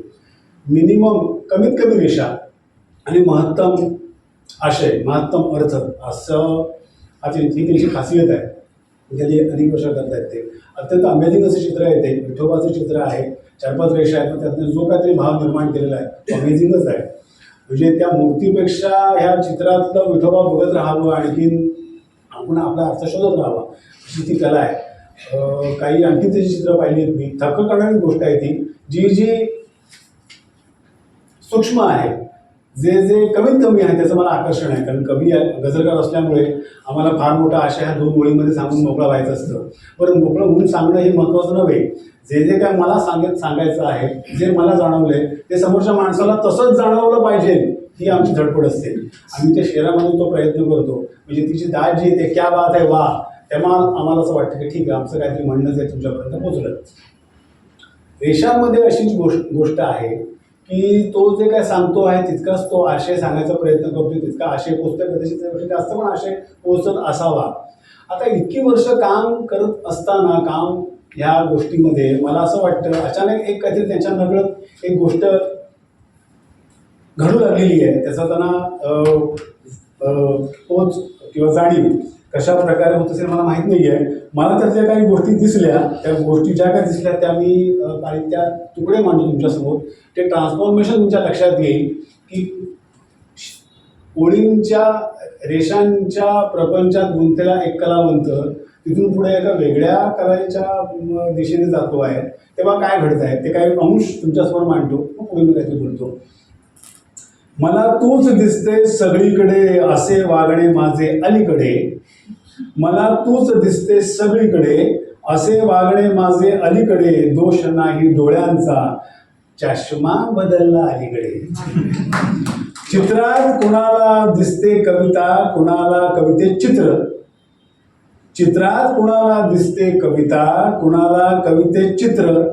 रुजू लागले जात नवी चित्रकवींची अलीकडे. अर्थांच्या गावी जाण्या धरतो शब्दांचे बोट आहे, अर्थांचे गावी जाण्या धरतो शब्दांचे बोट आहे. भरकटतो परी त्यात वेगळीच मौज आहे, परी त्यात वेगळीच मौज आहे. कवीचा प्रवास, एका चित्रकाराचा प्रवास होतो आणि त्यावेळेला काय काय गोष्टी घडत असतात बारीक बारीक, त्याची खुणा, त्याची खुणगाट त्याच्या नकळत कवीने मांडून ठेवलेली आहे. त्याचे हे काही दाखले बारीकचे. तसा व्यवहार कोणाला कधी चुकलाय, तसा व्यवहार कोणाला कधी चुकलाय. प्रत्येकजण केव्हा तरी कशाला तरी मुकलाय, प्रत्येकजण केव्हा तरी कशाला तरी मुकलाय. आडवाटेच्या या मुसाफिरीला मुकणे बिकणे किरकोळ, आडवाटेच्या या मुसाफिरीला मुकणे बिकणे किरकोळ. चुकल्या वळणावर भेटते हमखास एक कवितेची ओढ, एक कवितेची ओढ. इथे चालत नुसतं राहायचं असतं, इथे चालत नुसतं राहायचं असतं, कारण कुठेही पोचायचं नसतं. इथे चालत नुसतं राहायचं असतं, कारण कुठेही पोचायचं नसतं. गाठायचं तर काहीच नसतं, भटकत भटकत वेचायचं असतं, भटकत भटकत वेचायचं असतं. आता इथपर्यंत ज्याचा प्रवास झालेला आहे त्याच्या पुढे चित्रकार जागा झाला असावा किंवा चित्रकाराच्या माध्यमातून कविता त्याला हाक देत असावी किंवा कवितेच्या माध्यमातून चित्रकारितेचं त्याला काही वेगळं तथ्य सापडलं असावं. मिक्स आहे, संमिश्र आहे. पटकन त्याचा निर्णय देणे किंवा सांगणे कठीण आहे, उत्तर कठीण आहे, पण आपल्या पद्धतीने आपण त्याचा अर्थ लावू शकतो. काय म्हणतात बघा ते, त्यांच्या मनात चित्रकार त्याला अशी आवाज देतो की त्यांच्या मनातला कवी या चित्रकाराला आवाज देतोय. हा गुंता आहे, कळणं कठीण आहे. कसं म्हटलं बघा त्यांनी, कधीतरी सरळ मार्गी होऊन अवकाश पेलून पाहावं, आकाराच्या चकव्यांना भेदावं, आशयाचं शिखर गाठावं. कधीतरी सरळ मार्गी होऊन अवकाश पेलून पाहावं, आकाराच्या चकव्यांना भेदावं, आशयाचं शिखर गाठावं. रेषा म्हणाली, थोडं वेगळं वळण घेतलंयस इतकंच. रेषा म्हणाली, थोडं वेगळं वळण घेतलंयस इतकंच. येशील वळणावर, येशील वळणावर. हे सांगायचं कारण असं आहे की रेषांचा प्रपंच करताना रेषांमधून वेगळा आशय व्यक्त करण्याची गरज निर्माण झाली असेल, काहीतरी जाणवत असेल, काहीतरी होत असेल, काहीतरी अंकुरत असेल, काहीतरी फुटत असेल, तेव्हा मला असं वाटतं त्यांच्या रेषा ज्या आहेत ना, रेषा ज्या त्या चित्र म्हणून काढत असतील, ज्यातून त्यांना काहीतरी आशय व्यक्त करायचा होता, सांगायचा होता, त्या रेषा मला वाटतं कधी लिफ्ट झाल्या असतील, कधी पंख झाले असतील, कधी ढग झाले असतील, कधी आणखीन काही मला वाटतं एखादा असा पदर झाले असतील, त्याच्यावर त्यांचं कवी म्हणून मन बसलं असेल आणि त्या उडत गेल्या असतील कुठे कुठे, त्यांच्यावर हे पण गेले असतील आणि तेव्हा त्याला रेषांच्या पलीकडचं काहीतरी सृष्टी दिसली असणार, त्याच्या पलीकडचं विश्व दिसलं असणार, त्याच्या पलीकडचे काहीतरी चित्र दिसली असणार. आता ह्या चित्राचं करायचं काय? जे दिसतंय आपल्याला, ज्या रेषांमुळे आपल्याला काहीतरी वेगळं जाणवतं आहे, रेषांच्या पलीकडचा आशय जो रेषांमध्ये आपण दाखवण्याचा प्रयत्न केला तो तर आपल्याला दिसलाच, त्याच्या पलीकडचं आहे त्याचं काय करायचं आपण? ती पण आपल्याला चित्र हाक मारतायत, आणखी मग त्यांना पण आपण काहीतरी आकार दिला पाहिजे. पण कदाचित ते इतके पुढे गेलेले असावेत की मागे येऊन पुन्हा त्यांना रेषांचा आकार देण्याच्या ऐवजी त्यांना आपण वेगळं काय रूप दिले तर, हे वेगळं काय रूप दिलं तर या ठिकाणी त्यांना कदाचित ते कवितेच्या प्रांतात शिरलेले आहेत, या ठिकाणी ते शब्दांच्या प्रांतात शिरलेले आहेत आणि ते जे काय वेगळं दिसतंय त्या सगळ्यातनं ते कवितेची रूपं निर्माण करण्यामध्ये गुंतले. इथून त्यांचा मला वाटतं कविता म्हणून आणि कवी म्हणून प्रवास सुरू झालेला आहे. ही अद्भुत गोष्ट आहे. मला एक कळत नाहीये की आम्ही कवी, असं होत नाही की आम्ही कविता लिहायला ना आम्हाला चित्र सुचली असं प्रयत्न असं म्हणतात ते. मला ही गोष्ट आश्चर्याची वाटते, कमालाची वाटते, गुंतागुंतीची पण वाटते. असं होत नाही. कदाचित असं होत असेल की बऱ्याच वेळेला कवीला दिसलं आम्हाला पुढचं, पण ते रेषा आणि चित्रातून काढण्याच्या ऐवजी त्याच्यावरती एक कविताच लिहितो आम्ही, चित्र कोण काढणार, त्यासाठी आणखीन काय करणार, असं होत असं मला वाटतं. ते काहींचं असं होत असावं की चित्रातनं जे मिस होत आहे किंवा अजून सापडत आहे किंवा त्याच्या अजून काही वेगळे पैलू दिसत आहेत ते आपण कशात तरी व्यक्त करूया. आता हे त्यांना असं वाटणं हा माझ्यासाठी मला कळत नाही आहे. असं त्यांना वाटतं का, आणि वाटलं तर त्यासाठी त्यांना कविता लिहावीशी वाटते का? बरं वाटते, पण त्यातनं कविता सुचतेच कशी? सुचते याचा अर्थ त्यांना कलेचं याचं वरदान तरी असेल किंवा त्यांचं भाग्य आहे की दोन्ही कवितेमध्ये ते दोन्ही क्षेत्रात, दोन्ही कला प्रांतात ते लिहिल्या वावरू शकतात. मला वाटतं असं भाग्य घेऊन कवी हेमंत जोशी आलेले असावे, तर ती कौतुकाची गोष्ट आहे. आता रेषांचा एक एक थर तुम्ही एक गोष्ट पाहिली असेल ती मुंबईत दिसणार नाही. तुम्ही गावा ठिकाणी गेलात, विस्तीर्ण मैदान दिसतं, शेतीचे क्षेत्र दिसतात, बारीक बारीक घर असतात, कुठतरी अशी फक्त जमीन असते आणि आकाश असतं आणि एक रेष दिसते तिथे आकाश आणि जमीन टेकलेली आहे. ही जी रेष जी आहे ना, ही अमेझिंग रेष आहे. मला वाटतं अशीच रेष यांना पण हॉन्ट करत असावी कवी म्हणून. ती जी रेष त्याची आडवी असेल, उभी असेल, त्याच्या विठोबातली असेल, बुद्धातली असेल, कुठलीही रेष साधी रेष असेल, त्या रेषेतनं मला असं वाटतं की वरती म्हटलं तर ब्रह्मांड आहे, इथे म्हटलं तर पृथ्वी आहे, दोन्ही वेगवेगळी सृष्टी आहे, ह्याच्यामध्ये बरंचसं काय सामावलेलं आहे. ते सतत मला वाटतं त्या रेषेपाशी जाऊन थपकत असावे. ती जी रेष आहे आणि त्या रेषेमध्ये थपकलेला कवी, चित्रकार हा एका अर्थाने कवीच, एका अर्थाने कलावंतच आहे. तो जे काय बघणार ते पुन्हा आणखी कलेची आणखी वेगळीच रूपं बघत असणार आहे. तर ते क्षितिज रेष जी आहे त्यांच्या रेषांमध्ये दिसते ते क्षितिज आहे मला वाटतं, जे अनेक वेगवेगळ्या माध्यमातनं चित्र काढत असताना किंवा त्यांचं काम करत असताना ती त्यांच्यासमोर येत असावी, त्यांच्यातनं ती उभी ठाकत असावी. त्याच्यातनं त्याला असं वाटतं की ती रेषाची जी सीमारेषा आहे ही आपली सीमारेषा पलीकडे काहीतरी गेलं पाहिजे आणि पलीकडचं जे काही विश्व आहे ते आपण बघितलं पाहिजे. ते बघून झाल्यानंतर ते पुन्हा आणखी ते अमेज होणं ही गोष्ट वारंवार घडत असावी त्याच्या बाबतीत. आणि एकदा मला वाटतं घडल्यानंतर त्या लक्षात असं आलं असावं की नाही, अभी हम दोन्ही घरचा मी आता पाहुणा आहे, इकडचं पण आहे इकडचं पण आहे. ह्या रेषा ओलांडल्यानंतर आपण त्या विश्वात गेल्यानंतर तिकडे जे काय विश्व आहे ते अमेझिंगच आहे. आणखी त्याच्यातनं जी काही गोष्ट आहे जी आपल्या रेषांमधून मिस नाही होत की आपण कमी पडत नाही आहे, ती आपल्याला निर्देश करते अजून काही वेगळ्या गोष्टी बघण्यासाठी, अजून काय जे काय बघतो त्याचा अन्वय लावण्यासाठी. आता तो अन्वय लावणं हे मला वाटतं कुठेतरी त्याच्यात ते मोहात पडले असतात. आणि अन्वय लावताना जी काय शब्दांची आपल्याला मांडणी करतो आपण, जी काय आपण रचना करतो आपण, ती फार सुखावह आहे, सुंदर आहे. ती फार ती एक वेगळीच काहीतरी नशा देणारी असावी, वेगळंच काहीतरी एक समाधान देणारं असावी. आता त्याच्या मोहात पडलेले असावेत किंवा त्याच्या त्या मला वाटतं लोभात पडलेले असावेत की ज्याच्यातनं आपण ती सगळ्या गोष्टी ज्या आपल्याला दिसतात रेषेच्या पलीकडचे त्याच्यातनं आपण त्या गोष्टीकडे आपण पोहोचूया, बघूया, आणखीन त्याची आपण रूपं साकारूया. त्या प्रयत्नांना मला वाटतं त्यांच्याकडे कविता आलेल्या आहेत. त्यातली गंमत फक्त अशी आहे, त्यांची भाषा जी ती कमालीची सोपी भाषा आहे. ते मुळीच कवी म्हणून आपण तशी कवितेची भाषा वापरूया, तशी इमेजरी वापरूया, तशा प्रतिमा वापरूया, तशी रचना करूया, तशी आयडिया करूया आपण आणि तशी काहीतरी आपण एक उभी करूया असं मुळीच ते करत नाही आहेत. इतक्या सहजतेने त्यांना ते जाणवतं, जे काय रूप आहे ते इतक्या सहजतेने ते त्या मुली मांडतात. त्याच्यामध्ये कोणत्या प्रकारचं ते आर्टिक्युलेशन, कृत्रिमता किंवा आपल्या पद्धतीने काहीतरी ड्रामा असा उभा करत नाहीत. ते ही कमालीची सुंदर गोष्ट आहे. तुम्ही वाचता तुमच्याही लक्षात येईल की हे इतके आपण समजत होतो कविता म्हटल्यावरती काहीतरी गुंतागुंतीचं, आणि पण वाचताना अरेच्छा हे कळतंय की मला सांगावंसं वाटतं की सुदैवाने योगायोगाने इथे अजून एक कवयित्री लीना संखे, त्यांच्याही कविता अशाच आहेत. काहीतरी मला वाटतं ग्रंथालयाच्या माध्यमातून तुमच्यासमोर येतील त्या की कविता म्हणून आपण वाचताना आपल्याला वाटतं की अरे बापरे हे असं काहीतरी आपण समजत होतो, पण वाचताना वाटतं की हे फार सुंदर आहे. ते साधेपणाची जी गोष्ट जी आहे, सहज समाधी भली कबीरजी म्हणायचे, ती सहज समाधी आहे. साधेपणाची जी गंमत आहे ती गंमत तुम्हाला यांच्या हेमंत जोशी यांच्या कविता वाचताना जाणवेल. कविता खूप येत आहेत, थोडंसं मला वेगळ्या गोष्टींचा विचार पडला ह्या कविता वाचताना. खूप संख्येने कविता येतात, खूप संख्येने कविता लिहित आहेत, खूप संख्येने कविता संग्रह पण प्रकाशित होत आहेत, खूप संख्येने कवितेचे कार्यक्रम पण होत आहेत, लोक येत आहेत, त्यांना दाद देत आहेत. कविता ठीक आहे, कविता झाल्या, कविता लिहिल्या, कविता वाचल्या.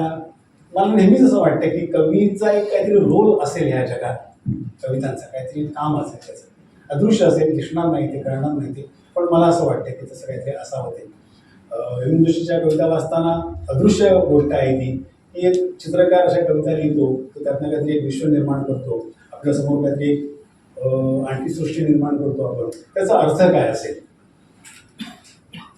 मनाचं समृद्ध, जीवनाचं समृद्धपण वाढवणं, जगण्याची समृद्धी वाढवणे, भावनांची समृद्धी वाढवणं हे ठीक आहे, आपण सगळे जाणतोच. मला एक सुंदर चित्र, जे तुम्हाला सगळ्या चित्रांना लोकांना माहीत आहे, मला ते चांगलाच परिचयाच आहे, मला त्याचा वेगळा एक अर्थ लागतो, ते मी तुमच्यासमोर ठेवतो. ते जे तहानलेला कावळा आणि ते भांड, पाणी तळाला गेलेलं आहे, त्याला पाणी हवं आहे, तो ते खडे आणतो आणि ते पाणी त्या भांड्यात टाकतो, ते पाणी वर येतं. मला असं वाटतं की जगामध्ये आजचं जे विश्व आहे, जे जग आहे, त्यातलं जीवन असंच कुठेतरी रसातळाला गेलेलं आहे. जीवन या शब्दाचा अर्थ तुम्ही अनेक अर्थांना लावू शकता. पाणी, ओलावा, हिरवळ, जगणं, गरज, तृप्ती, आधार, दिलासा, अशा अनेक अर्थांना लावा. ते कुठे रसातळा खाली गेलेलं आहे. आता ते वरती यायला पाहिजे. वरती यायला पाहिजे म्हणजे असं आम्हाला असं वाटतं की ते कवीला त्या विश्वाच्या एवढ्या मोठ्या कलशामध्ये जे पाणी रसातळा गेलेलं आहे, जे जीवन रसातळा गेलं आहे, ते वरती आणायचं असेल तर कवितेचा एक एक खडा आम्हाला त्यात टाकावा लागेल त्या कलशामध्ये. तो एवढा टाकावा लागेल की ते जीवनाचं जे काय आहे स्तर तो असं वरती येईल, कलशाच्या वरती येईल, तो ओसंडून वाहेल. नुसतं ते कवीला मिळता कामा नये, बाकीचे जे इतके हजारो जे काही जीवन रसिक आहेत त्यांनाही ते मिळायला हवं, तरच त्या कवितेचा उपयोग आहे. तर ते करणं आजचं काम आहे की त्या कवींचं. तर आम्हाला ते काम केलं पाहिजे की ते जोपर्यंत जीवन असं ओसंडून वाहत नाही ते कलशामधून, तोपर्यंत एकेका कवितेचा खडा आम्हाला त्या कलशात टाकावा लागणार आहे. हेमंतची कविता वाचताना मला असं वाटतं की हे कामाकडे त्यांनी असं बारीकसा अदृश्य निर्देश केलेला आहे. आणि की असं वाटत नाही ते की असं असावं, पण ती अशी गोष्ट आहे कधी कवितेचं काम अदृश्यपणे असं चालणार आहे, असं आम्ही करत असणार आहोत. आणखीन तुमच्यापर्यंत कसं पोचेल न पोचेल हा आमचा भाग नाही, आम्हाला ते करणं भाग आहे, आम्हाला ते केलं पाहिजे. कविता लिहिताना हे ठीक आहे की आम्ही कविता अशी लिहिली तशी लिहिली, कविता अशी छान दिली, तुम्ही दाद दिली तशी सुचली मला, हा भाग एक वेगळा भाग झाला. तुमच्या पदरात काय पडणार, रसिकांच्या पदरात काय पडणार, लोकांच्या पदरात काय पडणार, समाजाच्या पदरात काय पडणार, ती गोष्ट अशी आहे. ती गोष्ट मला अशी वाटते की ही कुठून तरी तुमच्यापर्यंत त्याच्यातली जी काय एक फुलावा असेल, त्याचं जे काही जीवनमूल्य असेल, त्यातली जी काही थोडीशी एक दिलासा असेल तो तुमच्यापर्यंत पोचावा. ती जर समृद्धी तुमच्यापर्यंत आम्ही पोचवू शकलो तर मला वाटतं कवितेचं कुठेतरी सार्थक झालं. हेमंत जोशी या निमित्ताने मला या गोष्टी जाणवल्या, त्यांच्या कवितेच्या दृष्टीने, त्यांच्या कविता वाचत असताना या दृष्टीने त्यांना या ही कवितेची वाट जी त्यांना त्याच्या देशात सापडलेली आहे कधी कधी समृद्धीकडे नेवो. आणि कुठेतरी अशी कविता जी मी अशा तऱ्हेची जी आपण म्हटलं मी तशा रूपात, तशा रंगात आणि तशा त्या एका मोठ्या मूल्याच्या रूपात तुमच्यापर्यंत पोहोचो आणि ती दाद कधीतरी हेमंत जोशीपर्यंत त्याच्यापर्यंत पोहोचो असं मला वाटतं. हेमंत जोशी यांचा प्रकाशित झालेला आहे, त्यांच्या या संग्रहाला शुभेच्छा आणि अधिकाधिक त्यांची ही वाटचाल पुढे समृद्ध होऊन जावं. धन्यवाद. धन्यवाद चंद्रशेखरजी. एक गझलकार ज्यांचं पुस्तक आज प्रकाशित होत आहे ते स्वतः कवी आणि चित्रकार, जाहिरातीच्या क्षेत्रामधले एक तज्ज्ञ. आणि या सगळ्यांच्या विवेचनामधून एक गोष्ट आपल्याला लक्षात आली आहे, कवी बक्कळ झाले, काव्यसंमेलन खूप होत आहे, तरी सुद्धा अस्सल कविता जेव्हा निर्माण होते तेव्हा कलाकाराचा तिकडे कस लागतो, त्याशिवाय ती निर्माण होऊ शकत नाही. मला आता एक वेगळीच भीती मनामध्ये दाटून आलेली आहे की पुढे मराठीच्या प्राध्यापकांना साहित्याचा अभ्यास करण्याबरोबर चित्रकलेचं सर्टिफिकेट पण हवं म्हणून सांगतात. आणि अशा प्रकारचे काव्यसंग्रह जर आम्हाला शिकवावे लागले तर आमच्यापुढे मोठं आव्हान असेल आणि ते आव्हान पेलणं हे खरंच खूप मोठं कठीण काम असेल. पण असे काव्यसंग्रह यावेत की ज्याच्यामध्ये दोन वेगळ्या कलांचा संगम होताना आम्हाला पाहता येईल, मुलांना काही शिकवता येईल. चंद्रशेखरजी, तुम्ही खूपच हे सुंदर पद्धतीने उलगडून सांगितलं. अशीच कवितेची लय जिला सापडली हेमंत जोशी यांच्या कवितेमध्ये, ती म्हणजे मराठीतले सिद्धहस्त विज्ञान कथा लेखक लक्ष्मण लोंढे यांच्या पत्नी स्वाती लोंढे यांना. आणि आपलं मत त्यांनी छोट्याशा पत्राद्वारे हेमंतजींकडे पोहोचवलं, ते मी वाचून दाखवते. हेमंत जोशींची एक उत्कट चित्रकार म्हणून ओळख झाली असता शब्दरंग हा काव्यसंग्रह हाती येतो. तो वाचताना हेच जाणवत राहतं की तुम्हा आम्हाला दिसणारी साधी रेघ ही त्यांच्यासाठी जगणे बनते. आणि मग या रेखाकाराला त्या रेषेत त्यांच्याच शब्दात सांगायचं तर आशय दिसतो, आकार दिसतो आणि अवकाशही. एवढंच नव्हे तर तिची लयता, गतिमानता, कमनीयता, डौलदार, झोपदार, धारदार असे ऐश्वर्य वाढवणारे अलंकारही दिसतात. मग त्या रेषेलाच ते साधन मानून तिची साधना करतात. आणि त्या साधनेतून तिला साथ घालत त्यांना भेटलेला निसर्ग, एखादा गाव, गावातली एखादी विहीर इत्यादी अनेक सुंदर शब्दशिल्प आपल्याला देऊन जातात. त्यामुळे त्यांची प्रत्येक कविता ही एक न संपणारी मैफिल होऊन जाते. स्वाती लोंढे. एक छोटासा उल्लेख मी या संदर्भात करतो. माझ्या नशिबाने माझ्या आयुष्यात त्यांची काही वर्ष अगदी जवळून आली आणि त्यांनी विशेष प्रेम माझ्याबद्दल दाखवलं. आजचा कविता संग्रह मी माझ्या जसा वडिलांना अर्पण केला आहे तसा मी लक्ष्मण लोढ्यांना पण केलेला आहे. आणि त्यासाठीच स्वाती म्हणजे काकू, मी त्यांना काकू म्हणतो कारण लोंढेंना मी काका म्हणायचो आणि ते मला पुतणे म्हणत. त्यांनी खास अमेरिकेवरनं हा मेसेज आज पाठवला आहे. तर त्यांच्यासाठी माझ्याकडे धन्यवाद. आजच्या कार्यक्रमाचे अध्यक्ष अर्थातच राजीव श्रीखंडे. एक विलोभनीय असं व्यक्तिमत्व आहे. ग्रंथालयामध्ये ते आले आणि आमच्या ग्रंथालयाला त्यांनी एक वेगळं नवचैतन्य बहाल केलं. या व्यक्तिमत्वाचे काही खास पैलू आता मगाशी तुम्ही ऐकले, पण खऱ्या अर्थाने हा माणूस व्यावसायिक आहे, हाडाचा व्यावसायिक आहे. श्रीखंडे कन्सल्टन्स लिमिटेडचे ते व्यवस्थापकीय संचालक आहेत. आता एवढी मोठी पोस्ट सांभाळत असताना किती मोठ्या मोठ्या जबाबदाऱ्या माणसाला सामोरं जावं लागतं. मग या सगळ्यांमधून साहित्यासाठी कुठे बरं वेळ मिळणार. पण सरांनी या कंपनीचं काम किती सक्षमपणे केलेलं आहे ते आधी मी सांगते की ही company civil engineering consultancy company आहे आणि तिचं कार्यक्षेत्र केवळ भारतातच नव्हे तर वेगवेगळ्या देशांमध्ये म्हणजे युरोप आहे, आफ्रिका आहे, मध्य पूर्व आशिया आहे, ऑस्ट्रेलिया आहे, इथपर्यंत त्यांनी पसरवलेले आहे. आणि कोणतं काम करते तर साधं सुद्धा काम नाहीये. रस्ते बांधणं असेल, पूल बांधणं असेल, इमारती बांधणं, पाटबंधारे, पाण्याविषयीच्या सिंचनाच्या काही व्यवस्था, या सगळ्या बांधकाम व्यवस्थांमध्ये त्यांनी जगभरामध्ये आपला वैशिष्ट्यपूर्ण असा ठसा उमटवलाय. त्यांच्याकडे जवळजवळ 200 कर्मचारी काम करतात आणि एवढ्या मोठ्या कंपनीची धुरा सांभाळत असताना माणसाला श्वास घ्यायला सुद्धा खरं तर वेळ मिळत नाही. मग हा माणूस कुठून पण वेळ काढत असेल. आम्हालाही कधी कधी आश्चर्य वाटतं. साधं इंग्लिश बोलणं आणि अभिजात इंग्लिश साहित्य, इंग्रजी साहित्य समजून घेणं या दोन भिन्न गोष्टी. आणि हे आव्हान जे आहे ते राजीवजींच्या जीवनाचा एक अविभाज्य भाग आहे. मगाशी सुदेशजी म्हणाले की त्यांच्या संग्रहामध्ये 6000 पुस्तकं आहेत, पण 6000 नाही, त्यांच्या खाजगी संग्रहामध्ये 9000 पुस्तकं आहेत. जगभरातले उत्तम साहित्य लिहिणारे जागतिक कीर्तीचे साहित्यिक जे आहेत त्यांच्या अभिजात साहित्याची पुस्तकं त्यांच्याकडे आहेत. आणि नुसती ती पुस्तकं जमा नाही केली, त्याचं त्यांनी रस जो आहे तो कोळून प्यायलेला आहे.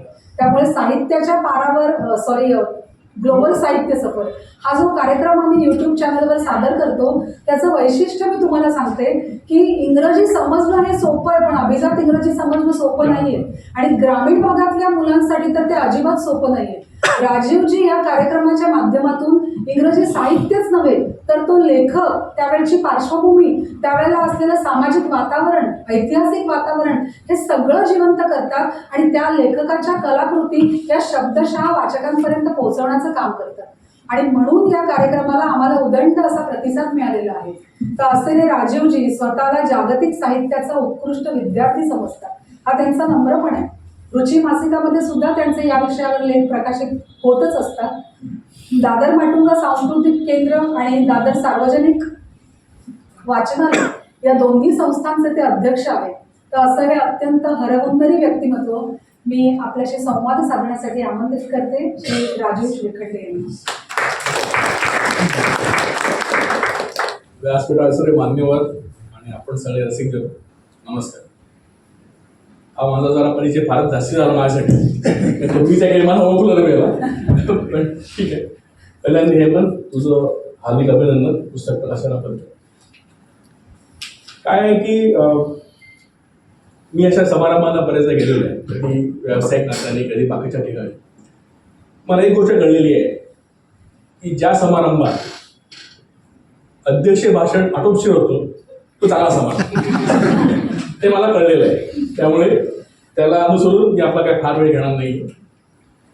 मला एवढं सांगायचं आहे की कारण हेमंतची माझी खूप जुनी ओळख आहे आणि तो चित्रकार म्हणून मला माहिती आहे आणि आता कवी म्हणून जरा कळतोय. ही फार मोठी गोष्ट आहे.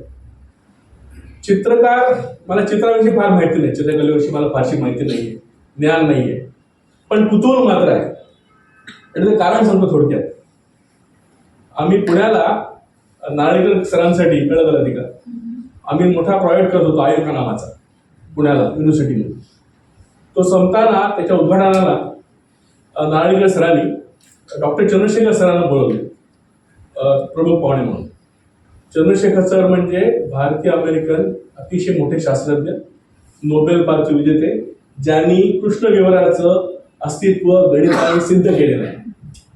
आणि ते समीकरण 46 पानांचं आहे गणिताचं, एवढा मोठा माणूस. त्यावेळेस त्यांनी बोलताना आईन्स्टाईनच्या थिअरी ऑफ रिलेटिव्हिटीचा बेसिक जे प्रिन्सिपल आहे, बेसिक प्रमाण आहे, ते आम्हाला सांगितलं आणि ते मोनेच्या चित्राद्वारे. आणि त्यांनी ते सुंदर सांगितलं. मला पुढचं काय फारसं कळू नये आधी सांगून दिलं, पण त्यांनी ते सुंदर सांगितलं. त्यांनी मोनेची 2 चित्र दाखवली. चित्र सारखी आहे. एखादा फ्रान्स मधला ग्रामीण भाग आहे, शेत पसरलेला आहे, नदी वाहते आहे, तिकडे एक माणूस बसलेला आहे. एक चित्र सकाळच्या वेळेचं आहे आणि दुसरं चित्र ते चित्र आहे पण वेळ संध्याकाळची, आणि ती चित्र पूर्णपणे वेगळी आहे. आणि याद्वारे त्यांनी सांगितलं की आईन्स्टाईन नक्की काय म्हणतोय. आम्हाला ते कळलं नाही आता, पण आम्हाला बेसिक त्यातलं प्रमाण कळलं. त्यामुळे मला चित्रांची कुतूहल यामुळे तयार झालं. आणि जरी मला ज्ञान नसलं तरी नंतर मग मी थोडंसं त्याचा वाचन केलं, कारण मला वाचण्याची आवड आहे. आणि राफेल, मायकेल एंजेलो, ते पासून एल ग्रिको, ते पासून पॉल गॉगिन, व्हॅन गॉग, मोने, रुबेन, गोया, त्याने आतापर्यंत पिकॅसो आणि साल्वादोर दाली यापर्यंतच्या कलेचा प्रवास मला थोडीशी माहिती आहे. ज्ञान मात्र नाही, पण थोडी मला माहिती आहे. त्यामुळे मला भयंकर कुतूहल याच्याबद्दल. त्यामुळे जेव्हा जेव्हा हेमंत त्याची प्रदर्शन भरवायचा तेव्हा मी तिकडे अतिशय कुतूहलाने जायचो. अरेतील बरोबर असायची माझ्या, आणि त्यातली चित्र बघून मला तिने इतका आश्चर्य वाटलं की आनंद वाटलेला आहे. आणि त्याचं एक चित्र अजूनही माझ्या ऑफिसच्या मोठ्या कॉन्फरन्समध्ये आहे आणि तसंच राहणार आहे. त्यामुळे चित्राविषयी मला अतिशय कुतूहल आहे. आणि म्हणून थोडंसं मी जेव्हा हेमंत जेव्हा कविता करायला लागला तेव्हा मला असं वाटलं की नक्की काय आहे. तर मला असं वाटतं की एक फार प्रसिद्ध युगोस्लाव्हियन कादंबरीकार आहे इवो आंड्रे, नोबेल पारितोषिक विजेते आहेत, फार मोठे. त्यांनी असं एकदा म्हटलं आहे की जेव्हा रेषा बोलतात तेव्हा शब्दांची काय जरूर आहे. पण चंद्रशेखर हेमंत जेव्हा असं करतो किंवा तो तू म्हटल्याप्रमाणे तो चित्रही काढतो आणि तो शब्द लिहितो, तेव्हा मला असं वाटतं की हेमंतला दोन्ही त्याच्या दोन्ही साम्राज्यात त्या कलेच्या दोन्ही प्रांगणात त्याला वागायला आवडतं. आणि हा प्रत्येकाचा वैयक्तिक निर्णय आहे. त्यामुळे इवो आंद्रे फार मोठे लेखक आहेत, नोबेल पारितोषिक विजेते आहेत, फार दिग्गज आहेत, लिजंडरी आहेत. तरी त्याला आपण सांगू शकतो की तुमचे मला फारसं पटत नाही. आपण त्याला सांगू शकतो काय प्रॉब्लेम आहे. तर मला वाटतं की खरं म्हणजे थोडंसं बाकी सगळे लोक बोललेले आहेत बरेचसे, परत बोलून रिप्रेझेंट करणार नाही. 2 गोष्टी मला सांगायच्या वाटतात, तेवढा मी सांगणार. एक म्हणजे कुठली जी कला असते, संगीत असेल, शिल्पकला असेल, साहित्य असेल किंवा चित्रकला असेल, ही गोष्ट अनुभवण्याची असते. आणि हा अनुभव स्वतंत्र वैयक्तिक असतो. त्याला तुम्ही कुठलंही नाव द्या, कारण त्या अनुभवाचं खरं आहे. थोडंसं तो मत जरा मी थोडंसं खोडतो प्लीज, की कविता किंवा कुठलं साहित्य आहे किंवा कुठलीही गोष्ट आहे ती कळलं पाहिजे काही गरज नाही आपल्याला. कवीच्या प्रत्येक प्रतिभा आपल्याला कळणार नाहीत आणि कळू नयेच, कारण संदिग्धता माझा फार मोठा गुण आहे, लक्षात ठेवा. ज्यासाठी सगळी classics they are always very uncertain, ambiguous, हे लक्षात ठेवलं पाहिजे. त्यामुळे संदिग्धता खूप मोठा गुण असल्यामुळे प्रत्येक कविता प्रतिभा कळणं गरज नाही. आता साधी गोष्ट आहे, आपण उलिसिस जर का वाचलं जेम्स जॉयसचं, त्यातलं तुम्हाला 100 पैकी तुम्हाला 80% कळत नाही, पण हे कळतं हे काहीतरी फार मोठं आहे. जेव्हा मी दालीचं एक सुंदर चित्र बघितलं होतं, मी कामाला ब्रसेल्सला गेलो होतो, तिकडे ब्रुगे शहरात त्याचं मोठं प्रदर्शन होतं, म्हणून मी खास मुद्दाहून गेलो होतो कुतूहलाभाई. तिकडे त्यांनी दालीमध्ये तुम्हाला माहिती आहे सर्लिस पेंटरचा तो बादशाह आहे का, त्याचं एक चित्र असं होतं की एक टेबल आहे, त्याच्यावरती घड्याळ आहे आणि घड्याळ वितळत आहे. That means the time is melting. तर दालीला नक्की काय म्हणायचं मला माहिती नाहीये, पण ते चित्र बघून तुम्हाला काहीतरी विचित्र वाटतं, काय भयंकर वाटतं किंवा काही फार वाटतं, ही मोठी गोष्ट आहे. तर कुठली कला ही फार मोठी असते, पण कलाची खरीच गरज नसते. त्या परमात्मा पुढे राहू नये मला वाटतं. ते पुढे आता जाणवली पाहिजे आणि जाणवल्याने खूप झालं त्याच्यात. तर ईट्स आपण बघितला, जगातला सर्वात मोठा कवी, तो आयरिश कवी आहे. त्या सगळ्या प्रतिमा आयरिश पुराण कथातल्या आहेत. ते आपल्याला काही माहिती नसते, तरी पण त्या कविता वाचताना त्याला फार काही जाणवतं. हा तो कवीचा मोठेपणा आहे. आणि हेमंतच्या कवितेत मला असं वाटतं की त्या कविता वाचल्यानंतर काहीतरी फार जाणवतं. त्या कळण्यापाशी काही गरज नाही. आणि हेमंतची ज्या चित्रामध्ये मी बघितलं आहे की त्यातली सहजता आहे आणि त्यात त्याच्या पुरुषामध्ये जी ताकद आहे, तीच ताकद एक शब्दात पण आहे, हे मात्र खरं. हे मी पुस्तक वाचल्या म्हणून सांगतो. दुसरी गोष्ट अशी आहे की सगळ्यात मला गोष्ट पुढे जाणवली चंद्रशेखर, की त्याच्या शब्दात फार संवेदनशीलता आहे, जी त्याच्या चित्रात पण आहे. आणि चित्रात ती असते हे मी आपल्याला सांगू शकतो. कारण तुला माहितीच आहे हेमंत की एल ग्रिकोचं एक फार मोठं पेंटिंग आहे, त्याला जगप्रसिद्ध, त्याचं नाव आहे लावटून. किंवा आता मी म्हटल्याप्रमाणे दालीचं जे पेंटिंग आहे, त्या चित्रामध्ये आपल्याला नुसतंच ते चित्राची त्यातली जी काय म्हणतात क्षमता आहे कलाकाराची दिसत नाही, त्यातली संवेदनशीलता पण दिसते. ती संवेदनशील आहे आणि ती संवेदनशीलता हेमंतच्या कवितेत आहे आणि फार मोठी गोष्ट आहे. तर मला वाटतं की हा तुझा प्रवास जो आहे हेमंत, तो असा तू वेगळ्या प्रांगणात आलाय, तो का याचं कारण नाहीये. त्याला काही उत्तर नसलेलं बरं असतं. आणि त्याला प्रत्येकाला का उत्तर बसला तो लिहिणार कधी तो. तर जगातली सगळी क्लासिक तयार झालेली आहे, ती फक्त या काळच्या उत्तरामध्ये आली नाहीये. तर तो जर प्रश्न पडलेला आहे त्या प्रश्नाचा कोणी मागोवा घेत नाही. ते काय करतात तर आपल्याला त्याला जे भासतं, त्यांना जे कळतं, ते लोकांपुढे फक्त जायचा प्रयत्न करतात. आणि काचं उत्तर शोधणं बरं आपण कोणीच कुठल्या गाडीने शोधत नाही कधी. आणि मी नशिबाने एवढा भाग्यवान आहे की मी जगातली सगळी उत्तम पुस्तकं वाचू शकलेलो आहे, अगदी लॅटिन अमेरिकेपासून ते जपानपर्यंत. त्यामुळे मी सगळं सांगू शकतो की असा कोणी कधी शोधत नाही की आपल्याला का करावं लागतंय. जे करतोय ते उत्तमपणे करणं हे सगळ्यात महत्त्वाचं गोष्ट असतं. तर मला वाटतं की तसं तू चालू राहावं. दुसरी गोष्ट अशी मला असं वाटते की हा जो रेखांचा आणि शब्दांचा जो संगम आहे, अतिशय मनोवेधक आहे आणि अतिशय त्याला वाटत नाही, इट इज व्हेरी एन्चॅन्टिंग. तोच काय शब्द आहे. आणि तशी मला वाटतं ही पुस्तकं मराठीत फार कमी आहेत. तर हेमंतने एक नवीन पायंडा पाडलेला आहे, त्यावर त्याचं आणखीन फार मोठं अभिनंदन केलं पाहिजे. तर नवीन करा. Every creator needs to be applauded. There are so many narrators, but creators are very few. लक्षात ठेवलं पाहिजे. त्यामुळे हेमंतचं तुला आणखी अभिनंदन. दुसरी गोष्ट मला अशी वाटते की ग्रंथालीनं त्यांच्या नेहमीच्या परंपरेला साजेसं असं केलेलं आहे. पुस्तक फार सुंदर आहे, पण ते नाही तर एक नवीन कवी ओळख करून दिले सगळ्यांना आपल्याला. आणि ह्या ग्रंथाची परंपरा त्यांनी त्याच काय म्हणतात सुदेश त्यासाठी तू केलेली आहे. तू करत तुम्हाला माहिती आहे, तर तुझंही फार मोठं अभिनंदन. तू सगळ्यांचं ग्रंथाचं अभिनंदन करायला पाहिजे.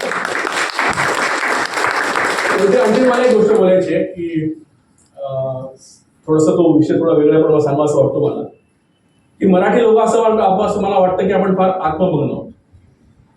आपण फक्त आपल्याला खेळत राहतो. पण मराठी कविता, मराठी साहित्य पण जगाकडे पोहोचलं पाहिजे मला वाटतं. आपण नक्की कुठे आहोत त्याला कळलं पाहिजे. आणि फक्त आपण आपल्याच तलावात पोहत राहतो ते काय खरं नाही. कधीतरी समुद्रात गेलं पाहिजे ना, कधी समुद्रात भिडलं पाहिजे. बारीक बारीक देश असतील, आईसलँड आहे, त्यातून तुम्हाला 3-3 नोबेल पारितोषिक लोक मिळतात, त्यांची लोकसंख्या फक्त 5 लाख आहे. फिनलंडची लोकसंख्या 3 लाख आहे, त्यातून 2 नोबेल झालेले लोक. इतके छोटे देश आहेत आणि ते एवढे मोठे तरी तयार केलेले. याचा अर्थ काय, कारण ते जगाला सामोरे गेलेले आहेत. आपण देखील मला वाटतं मराठी वाङ्मयाची गरज आहे असं मला वाटतं. कारण मी 40 वर्ष मी तुझा अभ्यास करतोय जागतिक वाङ्मयाचा. तू कधीच तसं होणार आहे आणि तू एकच म्हणतेस विद्यार्थी उत्कृष्ट काही लक्षात ठेव, विद्यार्थी उत्कृष्ट नाही नसतो. सो मला वाटतं ते मात्र आपण केलं पाहिजे. तर मराठी लेखकांनी, मराठी प्रकाशकांनी हे मात्र केलं पाहिजे की कुठेतरी ते. आणि नुसतं बाकी भारतीय भाषेत पण खूप मोठं वाङ्मय तयार होतं. बंगाली घे, तामिळ घे, कन्नड, मल्याळम अतिशय प्रगल्भ वाङ्मय आहेत. तर आपण थोडंसं जे आपण फक्त गरगर करतो त्या सीमा ओलांडून आपण जरा सगळ्या लोकांशी जोडलं पाहिजे आणि आपण नक्की कुठे आहोत त्याचा पण आपण अभाव घेतला पाहिजे. अविनाश तो नक्की पटेल, आपण त्याच्यावर बोललेलं पाहिजे. तर हे केलं असं मला वाटतं आणि सगळ्यांचा प्रयत्न केला पाहिजे. तर पुन्हा एकदा हेमंत, मी जास्त वेळ घेतलं तेव्हा सांगितलंय आपल्याला घेणार पण नाही, तर तुझं पहिलं अभिनंदन. आपण सगळ्यांनी मी जे काय आपल्याला ऐकून घेतलं तर आपले आभार. नमस्कार. शब्दरंग या कवितेच्या निमित्ताने आपण सगळ्यांनी एक सुंदर संध्याकाळ अनुभवली, काव्याचा प्रवास पाहिला, काव्य निर्मितीची प्रक्रिया अनुभवली. इतकंच नव्हे तर जागतिक पातळीवरची चर्चाही त्याला जाऊन भिडली. इतक्या उत्कृष्ट पातळीवर तो कार्यक्रम पोहोचलेला आहे. कवी प्रकट होत असतो आपल्या कवितातून, जसे हेमंतजी प्रकट झालेले आहेत. मला जेव्हा माहीतही नव्हतं की हेमंतजी कोण आहेत, तेव्हा त्यांचा तो काव्यसंग्रह माझ्याकडे आला संपादनासाठी आणि मी सुदेशला पहिला प्रश्न विचारला, हे चित्रकार आहेत का? म्हणजे त्यांच्यातला चित्रकार किती कवितेमध्ये सातत्याने डोकावतोय ते कळलंय. आणि हा जो रिफ्लेक्शन असतो, परस्परावर लंबित्व असतं की तुमचं व्यक्तिमत्व आणि तुमची कला एकमेकांमध्ये प्रतिबिंब पडलेलं असतं, त्याचं आज जिवंत उदाहरण आपण इथे अनुभवलं. म्हणून सर्वार्थानेच ही संध्याकाळ आपल्या सगळ्यांसाठी अत्यंत रमणीय आणि समृद्ध करणारी अशी संध्याकाळ आहे. धन्यवाद. आणि याचबरोबर कार्यक्रम संपला असं मी जाहीर करते.